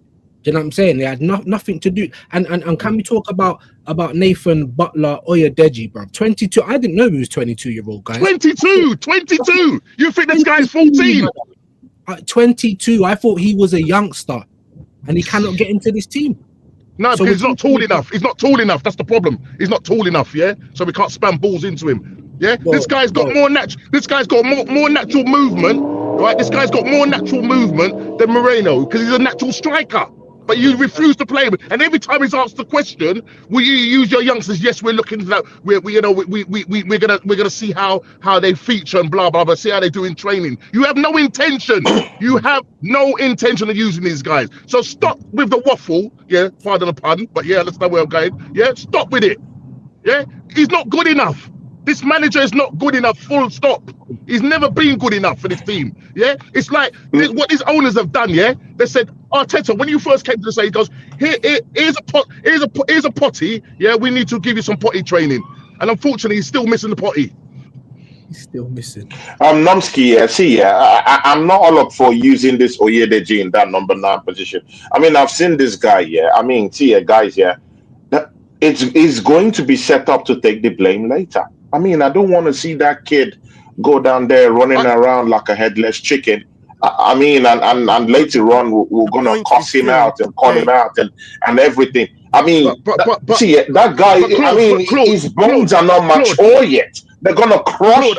Look at Louis Skelly. Look at Louis Skelly. I mean, he's gotten a couple of red cards. I mean, in a couple of matches, people are beginning to look at him crazy one way or the other. I mean, I don't want to put any more pressure on this young kid, per se. Go out, do business, do the right thing. Go out there, bring in players. I mean, don't trust these young players into this Herculean task of bringing us any wins at all. It's not their problem. We've laid our bets. Let's lie on it. Yeah, let's lie on it. Let's not bring in any young player to come and take up the blame. We deserve this. let me just come in there, Claude. I hear what you're saying. But listen, yes, they have to lay in their bed. Yeah, that they've made it, and then they need to lie in it. Well, I'm not saying that at the end of the day you're going to bring this guy. We know this guy ain't going to save the day. Well, listen, the league was finished a long time ago. What I'm trying to say, what's the point of having this guy on the bench, right? Yeah, you've decided that you're going to use Ethan Manmurray. He's 17 years old. Yeah, he's 17 years old. Lewis Skelly's 18. Adeji is 22 years old. It's not like he's a little boy. Yeah, it's not like he's a little boy. Yeah, so he should have some sense of mentality in terms of going in there. We're not saying, right, go in there and sort it out for us. We're saying there's an option on the bench, yeah, and you're deciding that you're going to go with a number 6 who's never played as a number 9 in all his life. That's the point, really. That's the point. For me, it's still playing square pegs and round holes, right? We've got Butler on the bench. Is the natural striker. In a game where you're losing or you need all 3 points, you got a natural striker on the fucking bench, and you choose to play a guy that scored a brace on a fluke thing and came out and told the world, I ain't played this position since I was 7 years old, right? And we're persisting with him in a high-level Premier League title chasing game. That's the point we're making here. That how can you have a striker on the bench that's been his trade his whole career up until the age of 22 years old, right? Yep. Hoyland is younger than this guy. Yep. And he got signed for 70 odd million by United. If you're good enough, you're old enough, in my opinion, right? And if he's making the bench, he should, as a natural striker, to still be able to make the pitch over Merino in that striking position. That's what we're saying. Yeah, we know we've come into the season with no striker, right? We persisted with Judas. Look where Judas got us, right? But at the end of the day, we've got Butler right there on the bench, and we're persisting to use Merino up top. It makes no sense because you could see, like I said, what Nuno said about Merino being up top. Right, if Nuno is saying that, think about all the other managers of the team that we got coming up. Exactly. Hey, look what they're planning. Just think about what they're planning. I mean, see, Nomsky and all yeah. See, there's some situations here you need to burn it down to the ground before you can be able to even construct anything up. Just imagine that Oyedeji or Butler guy, yeah, scores 5-6 goals, yeah, in our next matches when we put him there. I mean, at the end of the season, this manager, who's not going to leave, by the way, because he's going nowhere, is creating revenue for these owners. I mean, guys, don't act as if you've not heard that phrase again, like a new signing. I mean, doesn't it trigger any traumatic experience to you guys? I don't want to hear any of that. Let's enjoy what we've cursed with our hands right now to the end of the season. And that will push this guy to go do business. If this guy comes in and he scores 5-6 goals, it's going to be, the new kid in the block. And you know what? This fan base is going to gobble that. They're going to take it.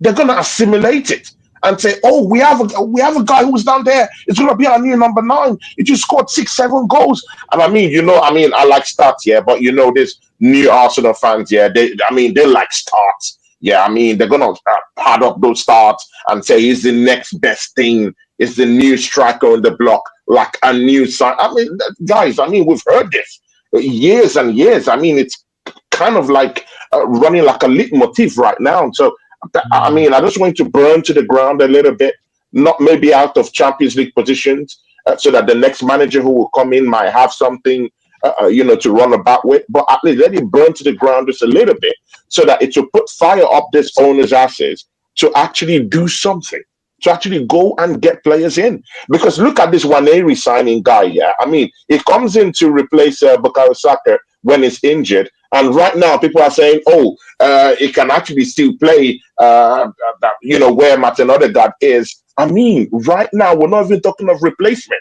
Or we're not even talking of strength in the bench. We're saying, Waneri can come in there next season.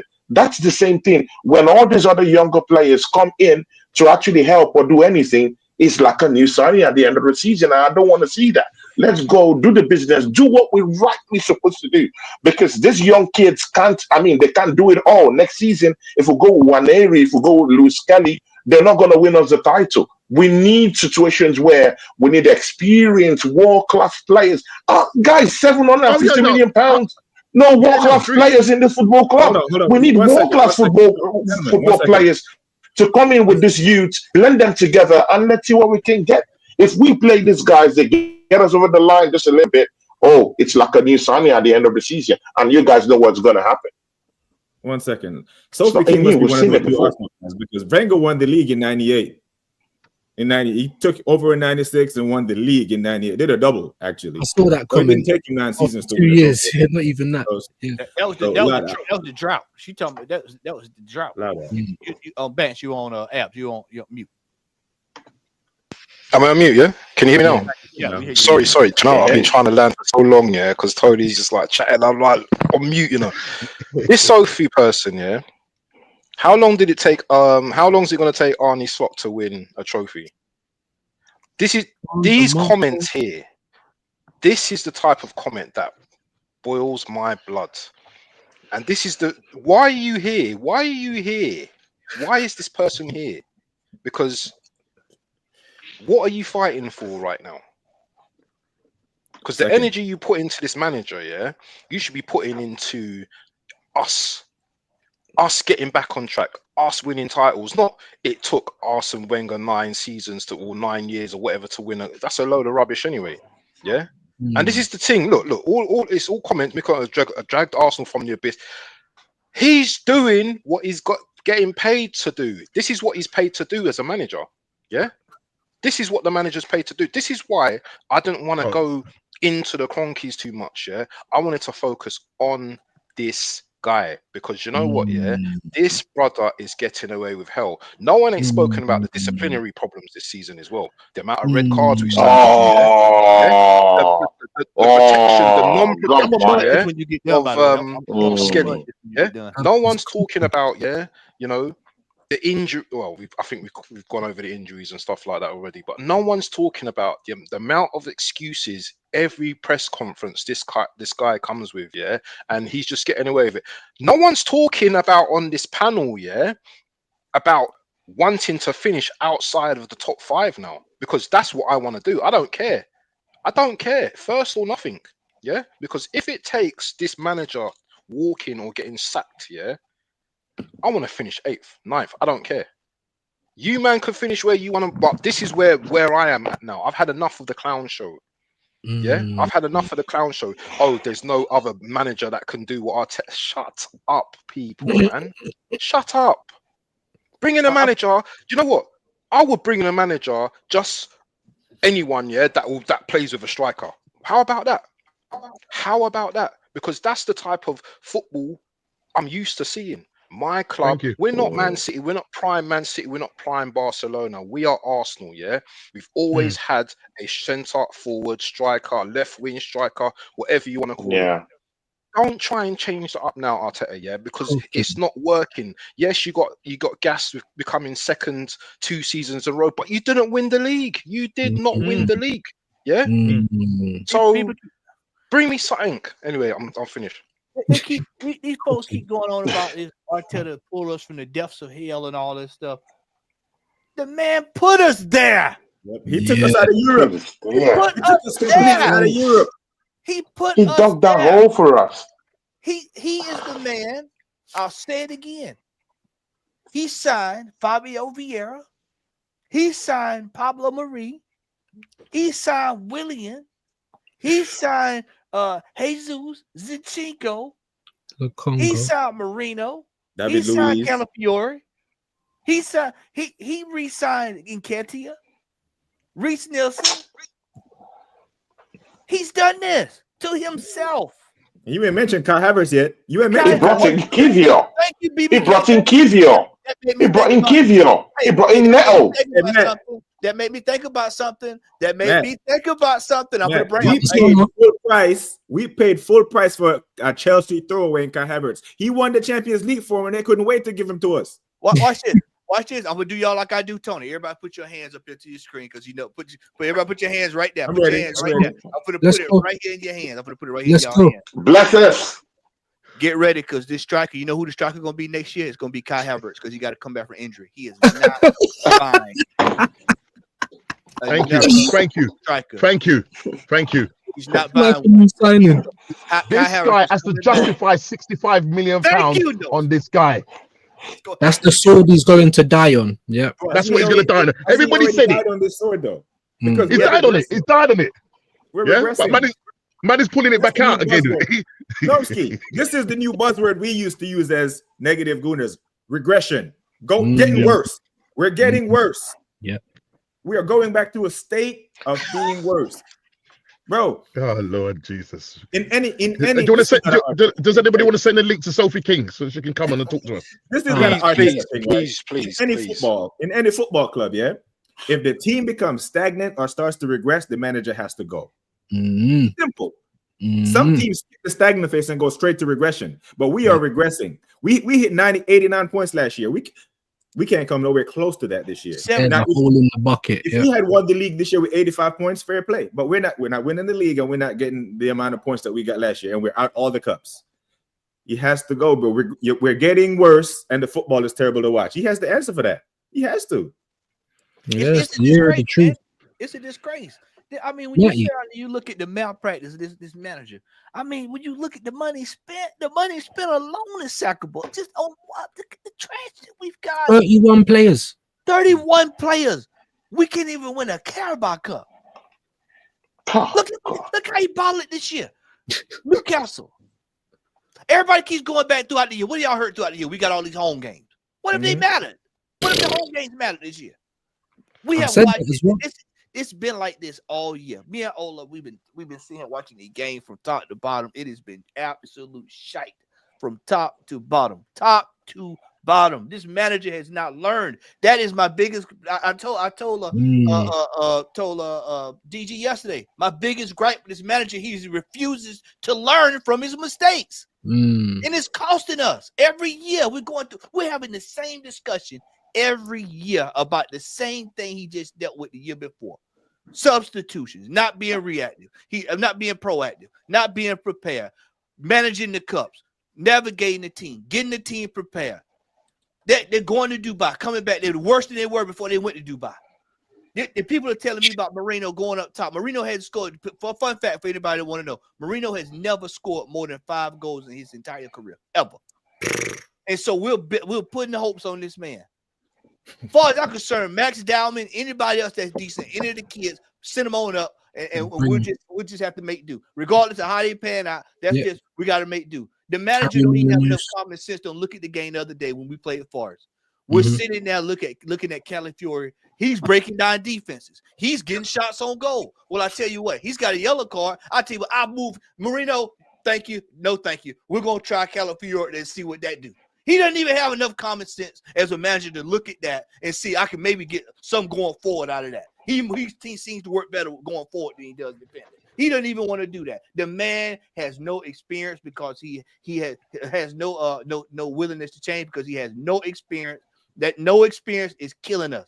He cannot read certain situations. It's like trying to learn sheet music. Anybody ever had to learn how to play the piano? You have to learn sheet music. And if you cannot read sheet music, you can't play the piano. And so this manager is I got an echo there. Yeah, I don't know who it is. I got an echo. Yeah. And I mean, it's very funny. It's very funny when we say. It's very funny when we say, hey, we even want Max Dorman to even come in. See, I don't even want any of these players to come in. Because, see, there's one factor we're also forgetting. How many players has this manager improved in this team? I mean, let's go back to that. Let's go back to the basics. How many players? I mean, there are cases where, you know, when a new manager comes in, you improve certain players, you get them to the peak. How many players has this manager actually improved? I've seen Martinelli, and this is why I've been having a little bit of a soft spot for Kai Havertz. That's why I've been telling people about this Kai Havertz thing, and they don't really understand when I'm talking about it. I mean, Kai Havertz has scored 15 goals this season, yeah? How about the other guys who are your faves? That you want them to keep playing every week in, week out, like a Martinelli, who has just scored only 8 goals this season in totality. How about Trossard? He hasn't even scored up to 7 goals this season. How about that? And we all shouting and laying abuses on Kai Havertz. Throw that all away. Maybe that's not serious. What about Jesus, who's in our attacking quartet? How about that guy? I mean, you guys don't even want to go to Sterling. I mean, you guys are not ready to go into that conversation, innit? So, I mean, we go into this tirade about Kai Havertz, who scored 15 goals, and we leave the rest, out of this conversation. But they play in this team week in, week out. They've not improved. They can't score goals. They can't create anything. Mikel Arteta uses his white players more, but we're not even getting anything from our white players apart from Bukayo Saka. And guess what? Bukayo Saka is down the drain. He's injured. How dare we talk about Kai Havertz, and abuse him and lay curses on him, and then we don't have that same energy with Martinelli. We don't have that same energy with Trossard. We don't have that same energy with Sterling. I mean, it doesn't work in that way. But anyway, I'll keep my mouth shut. Tony, quick one. I just want to respond to you. Yeah, how come we haven't got midfielders that can run through the center of the pitch and create and score from there? Why are we always heavily reliant on our wingers? Why do we play like that? Because that's the style of play that Mikel Arteta learned from Pep Guardiola. He actually believes you can win the league without a striker. I mean, his godfather won the league without a striker at the time, right? He won a league title without a potent striker at the time, right? With world-class players. So, and that's yesterday. We've never been that club. Yeah, sorry, bro. Sorry. Go on, you. No, I was just going to say, we've never been that club. Like, when I look at it and I say on my streams, we're like prolific overachievers, because we've never, we found ourselves, we had a genius come over from Grampus 8, and we just found ourselves in a position that they're not really wanting to keep up with. Because if you win something, you got to keep winning something. Then after, you have to keep spending money. You have to, and it's like, whoa. They weren't ready for all of that. That's what when I really look back on our history, that when have we really had world class? We used to have good talent ID. We used to bring them in, and have good business acumen. Then where's all of that gone? Because our business acumen at the moment is dreadful. And just something else I want to put into all of your heads before I let you speak again. Matty said something like a few weeks back in the group chat, maybe even longer than that, about, and I'm not making excuses. I'm just trying to play devil's advocate, about about the financial situation over in America, So when I'm saying this is the end of days, bro, Matty also says something about a rebuild. Now, you only rebuild when you've won something, bro. We ain't even won nothing. We didn't even finish the first build, but he is right. We literally need so many players, They're talking about the PR spin, 7 players that's going to help the presumed war chest. We've got 2 of those that's a loan, 3 of them that's going for free, and that leaves us with Zinni and Kivior as the players we're supposed to be getting money for to help us with this supposed war chest, right? I really want you, because for me this feels like end of days, like the Arnold Schwarzenegger film, End of Days, because if that what Matt said has been in my head the whole time since he said it. And then we've gone through January and we have just shown that level of negligence on the players. We don't even get a loan across the line. Not even a loan. So I'm thinking, wow, is this money thing that Matt was talking about really coming to fruition right now? Let me say something. Not even a free, my brother. Let me say something to that. Bro, we came into this season hoping we were going to improve the bench, because like you said, we've gotten a build. We ain't even finished the build yet, because finishing the build would mean you're supposed to be able to bring quality up the bench for the player that's coming off the first 11, right? But every time from the first game of the season, after bringing in Merino and Calafiori, every time any one of you looked at that bench, what's everybody thinking? Who's going to change the game now? Or who we got on the bench that's going to change every game? We do a watch along. I'm looking at the bench and I'm thinking, this bench is ours. I thought we were meant to be finishing this project by improving the bench. And every time people want to talk about, give the window 7 out of 10, 8 out of 10. That window was dreadful. Absolutely dreadful. And then it resulted to the bench that we were looking at from the start of the season. And then when we look at the middle of the season, where we're right now, from December to February, you start looking at the level of players that we start having on the bench, and you're thinking, oh my God, this bench is even worse than what it looked like at the beginning of the season, because now we've been ravaged by injuries, right? And this is the problem when we're talking about we need a rebuild. The rebuild, it's an open heart surgery, and I'm look, I'm almost inclined to agree with Tony here when he says just blow it up and start again, burn it down, blow it up. But that has to include the manager, Ola. That he has to be the first one. Bro, that's like I said earlier on.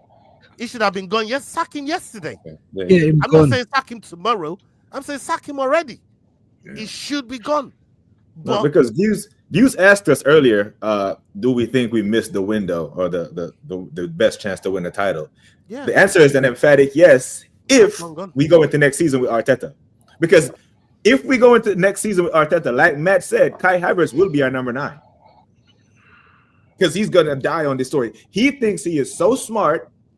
Like Rebecca Lowe is one of the nicest ladies out there in the media, and even her calls Arteta an arrogant prick. I've never heard her speak this ill of a manager. She's nice to everybody, bro.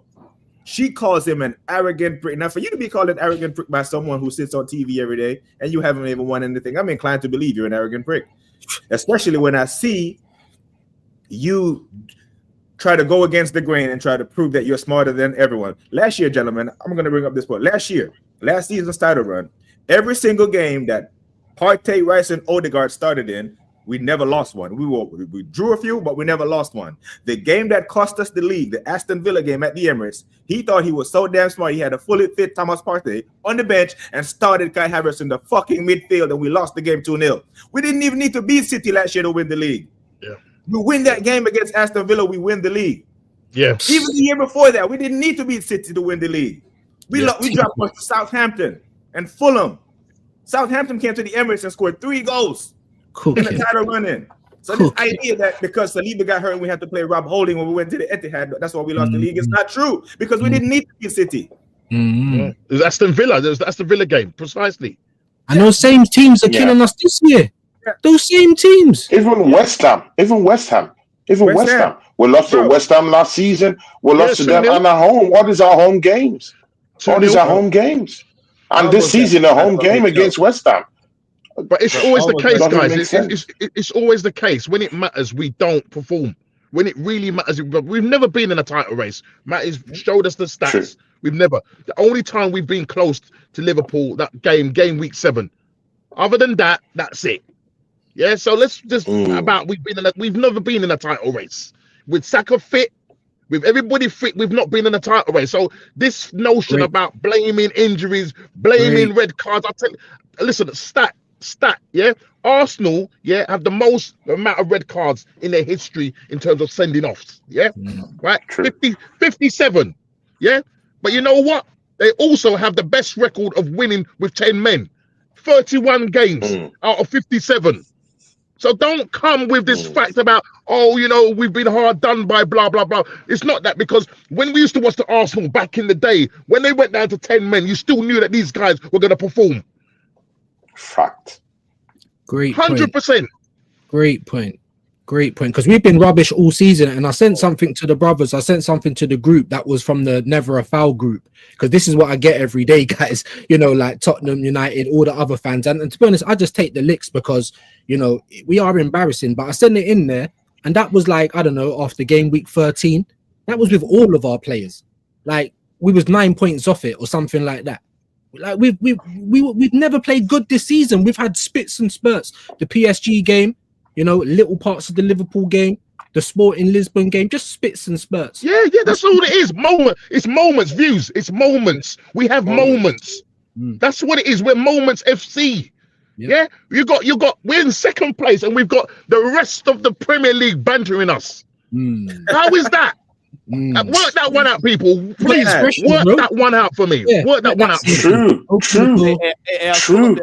I put it in private.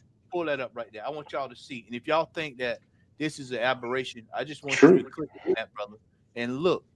It reflects exactly what we're saying right now, today, as of right now, as of this show. look at the form table. Look where we are. Look where we Where are. are we? I can't even. Oh, seventh. Oh, damn. Here we are, 7th. Look at our form. Look at Who's, that. hey, who's at the top? We're Who's behind at the top? Everton. What type of race is this? The form table. That's our form right now. But they're not going to look at that, people. They're not going to look at that. Look at this. Nah. Everton, Brighton, Fulham, Palace, City. Jesus. They're all in better form. Mind you, we played Jesus. Fulham, Brighton, Everton, and Palace. It's dark. And Liverpool. We play all these teams. Oh boy. Brother, it's gonna get worse, man. And Yeah, it's gonna get dark. That's why I feel like it's end of days, man. I feel like it's gonna take us so much to kind of get back to where we need to even be challenging properly, because obviously it's a reflection on the league, how bad the league's been this year. But for me, that's a further embarrassment on Mikel Arteta, a further embarrassment on the Arsenal. Do you know what I mean? Because this should have been it. What did Sophie say about this? Right now, what did she say about this? What's her thoughts on this right here? After 800 million spent. Sophie on some other 800 shit, million spent. I think Sophie's trolling.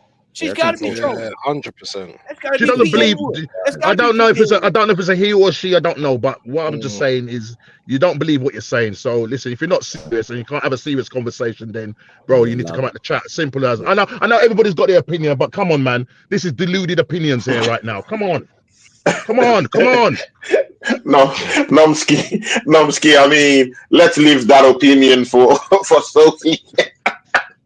Sorry. Let's give it to them. Let's give it to them. You know, I mean, that's the opinion. You said it yourself. Let's leave them with that. No, one. I say See, that's people why, are listen, about to leave. everybody's entitled to their opinion. Sorry, I'm sorry. Apologies, cooking, Sophie. bro? Sorry. Tony, do you wanna? Have you got anything? Nomsky's too real, man. You're too real for this chat. You're too real. See ya, people. Yeah, thanks for today. People. Fusion Sport, thanks for handling the show while our guy, went for that break. BBK, big up to you, man. First time doing a show with you today. Of course, my brother, no other person, the Southern Gooner. This guy, I mean, come on, man, guys. Bant, yeah, big up to you. And Nomsky, always a pleasure. That invite, Nomsky, is still open to you on the channel. Come and I know you to be someone who's tough, yeah. Come and face the heat on the channel. Come on, man. Every other person here, apart from BBK, has come down. I'm coming, Claude. I'm coming. Don't worry. There to face the heat. Brother Matt has faced the heat lots of times. Come and face the heat. Yeah, on the channel, that invitation is still open to you. Claude, big up to you, people. Yeah, big up to all of you. Yeah. Claude, what I would say is let me get a word in edgeways, though. Yeah, please. Tony, one quick question, Tony. Okay. Tony, before you go, one question. Okay. This is the one question. Arteta in or Arteta out come the end of the season? Arteta out. That's an easy one. I've been an Arteta out for the past 1.5 years now. It's easy. It's clear. He needs to go. I wasn't in support of him, but I did give him a chance. I mean, I gave him 3 seasons, and he messed up the 4th one because we actually tried to even get close to Man City. So I said, okay, that 4th one, let's see what happens. And right now, he has completely fluffed his lines. Like our brother, Southern Guinea would always say, this manager have spent £750 million and no world-class player in sight. I mean, we have Martin Odegaard, who's snotting everywhere and doing nothing. No passes, no assists. Guys, don't even allow Matty bring up the numbers of Martin. Guys, you guys are going to be embarrassed. Don't allow you guys are not ready for that truth. If Southampton going to reach his archives and go get those numbers of Martin Odegaard and his assist numbers and other stats numbers, you guys are going to be embarrassed. So don't even allow him go there.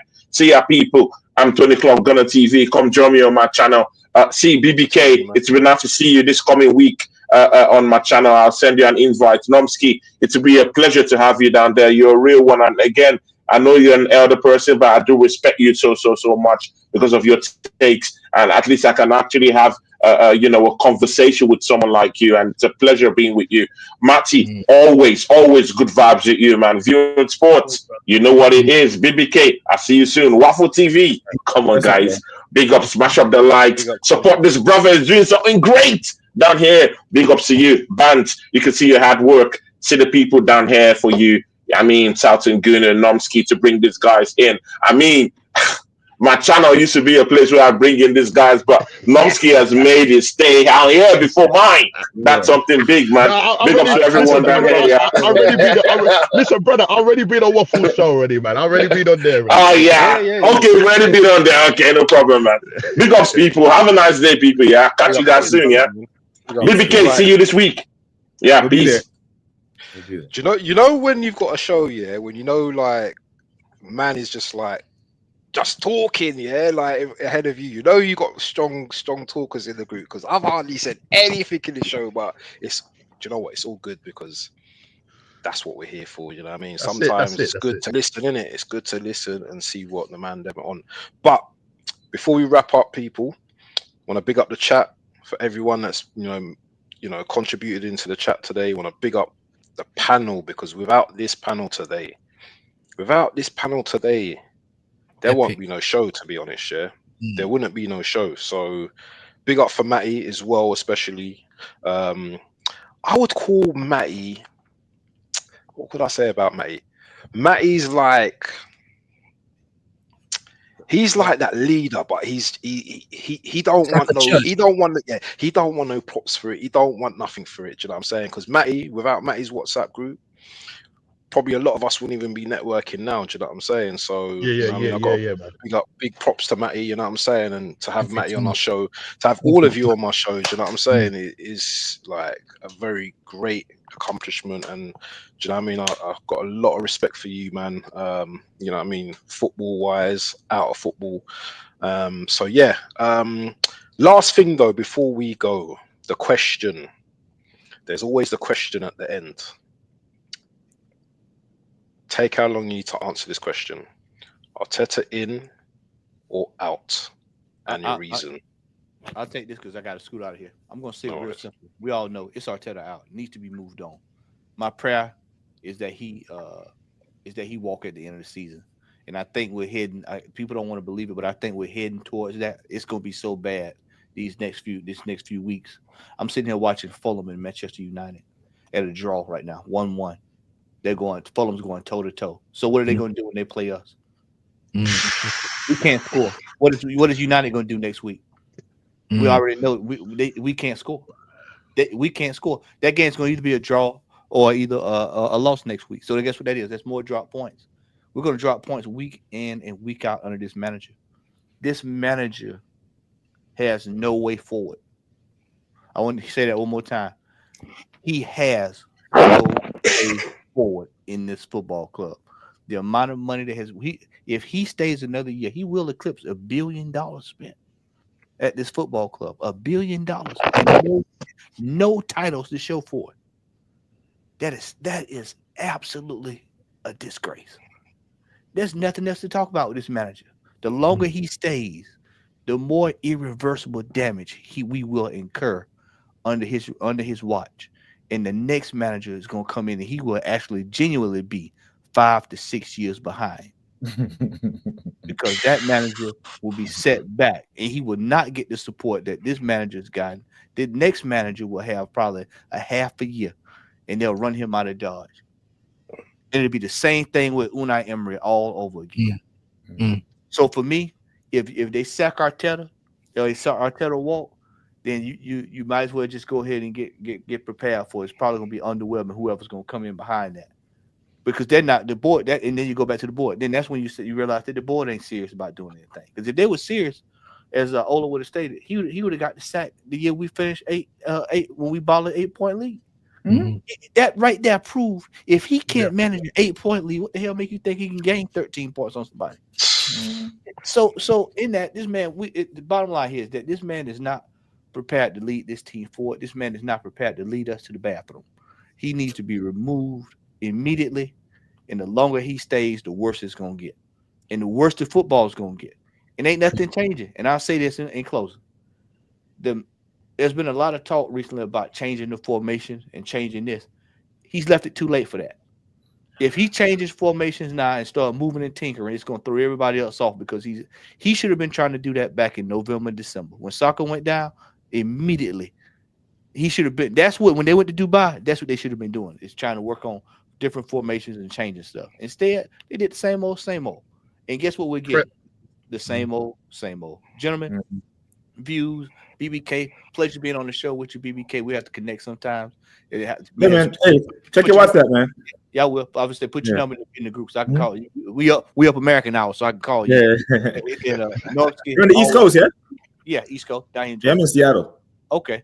Yeah. And Abs, as always, man, we have to make this has to be a we can't just do this on a one-off. We're coming back to this, and next time it's going to be on your side. It's going to be the southern side, you know. So. Thoroughly enjoyed this, man. So we'll be doing this again, man. Stateside, man. Stateside. Make it stateside. Everybody have a good one, man. And we got Matty, man. I just want what phase is Brighton in? What phase was Plymouth in? What phase is Fulham in? What phase are these other teams in? Yeah, they're in the serious phase. Brighton. What phase? They're in the serious phase, bro. We're in the joking phase. That's what we got stubborn Gooner every time, man. Big up, man. But for me, bro, it's Arteta out, and it's simple. It's very, very simple. Some managers don't get a fair shake. Arteta is not one of them. He's been given a fair chance. He's been given time. He's been given money. You have failed. Thank you for your service. See you later. We got BBK views. Anyone? Same thing. Arteta out from the very start. Nothing has changed. It will never ever change. This manager is never good enough. He's never been good enough. And I always use this analogy. Would you give the keys to somebody that's just passed in a Robin Reliant? You know what Robin Reliant is, isn't it? Free-wheeler car, and then you go, right, Arteta, here's the keys to that 18-wheel juggernaut over there. Yeah, I want you to take that over. Yeah, right. And that's basically what's happened with this. And unfortunately, yeah, he's had a few crashes, yeah, and he still hasn't learned. The owners still haven't learned. So listen, at the end of the day, the owners need to make a move. They need to have some ambition to say, listen, you're not good enough. Yeah, but the fact that they've given him £15 million says a lot. They're happy to finish in fourth place. It's going to take something really serious for him to be sacked, and that's us falling out of the top 5 and really literally going down the pan. And if that happens, you know, we all get our wish, but then owners, they're probably going to go and bring in somebody similar to him rather than going bringing in a world-class manager, because that world-class manager is going to come and say, this is how I want things to run. Yeah, I'm going to get in world-class players. And it's all down. It's the combination of everybody. Accountability from top to bottom. There's no accountability. All they care about is merchandise after merchandise after merchandise. Yeah, they're world class when it comes to merchandise. They're the Champions League when it comes to that. When it comes to what matters on the pitch, they don't do it. So for me, Arteta out. Great. Views. You want to wrap this thing up, man? Yeah. Wrap this up, man, and just say big up, man, because this was epic today, man. So thank you for getting this together. You get me, big up Waffle TV show. Make sure everyone big up Waffle. Sorry, man. Big up to you, man. And subscribes. I'm Arteta out. I'm Cronky's out. I'm Garlic, Ato, whoever. I'm just nuke the whole club because listen. I'll try and make this quick. As I keep saying, yeah, these men are like the plugs. All they care about is the money straight. They don't care about the process in between destination A to B and all that other crap. So then I've got to say, all right, cool. Have they done their job, right? They haven't put a load of their own money in, but the club makes enough money that this guy's been given. He's been given everything that a competent manager would want. And if he was competent, he would have got us across the line by now, even with our bad owners. And I do agree with Normski because I don't think they want a winner. However, they've got this guy. He's been all right. He's like the Spanish Brendan Rodgers, but there's only so far you can take us now. That is it. So now like I said, forget the Spider-Man me. I strip it all back and I'm looking at Arteta this year because this is the year of the truth. It's the year of his incompetence. And, you know, you've got a guy like Slot, who Liverpool fans probably, a lot of them didn't even know who he was. They were doing emergency streams when they got Slot. That's how upset they were. Obviously, the story is changing now. Of course. But he's just a competent coach. Now I'm looking for Arteta to be competent. I'm looking for you to coach. I'm looking for you to drag these players up a little piece. And you're falling by the wayside, brother. Like, you're lost. You see it in January, yeah? All of his press conferences. He was short. He was, you know what I'm saying? He was bitey, he was touchy. The moment January done, bro, big smiles on his face. He looked 10 years. Listen, Hughes knows Yeah, the team. and I know you man have said it as well. He has got way too much power at this club to have said what? Not even a loan, not even a non-obligation, guys. That's for me. That's the biggest blow for the season because I didn't think we were going to win the league, but just to see them wave the white flag how they do, bro. So for me, just nuke the club, bro. All of them, bro. When David Dean, we need some real football people back at this club, innit? And that's I'll leave it at that. 100%. Listen, I'm out. I don't even need to go into it, man. To be honest, man. People, we come to the end of the stream. Hope you've had a great. I hope you've enjoyed it. To be honest, yeah. The chat and everything, and yeah, man. Arteta out. We are out. Peace, people. Gone.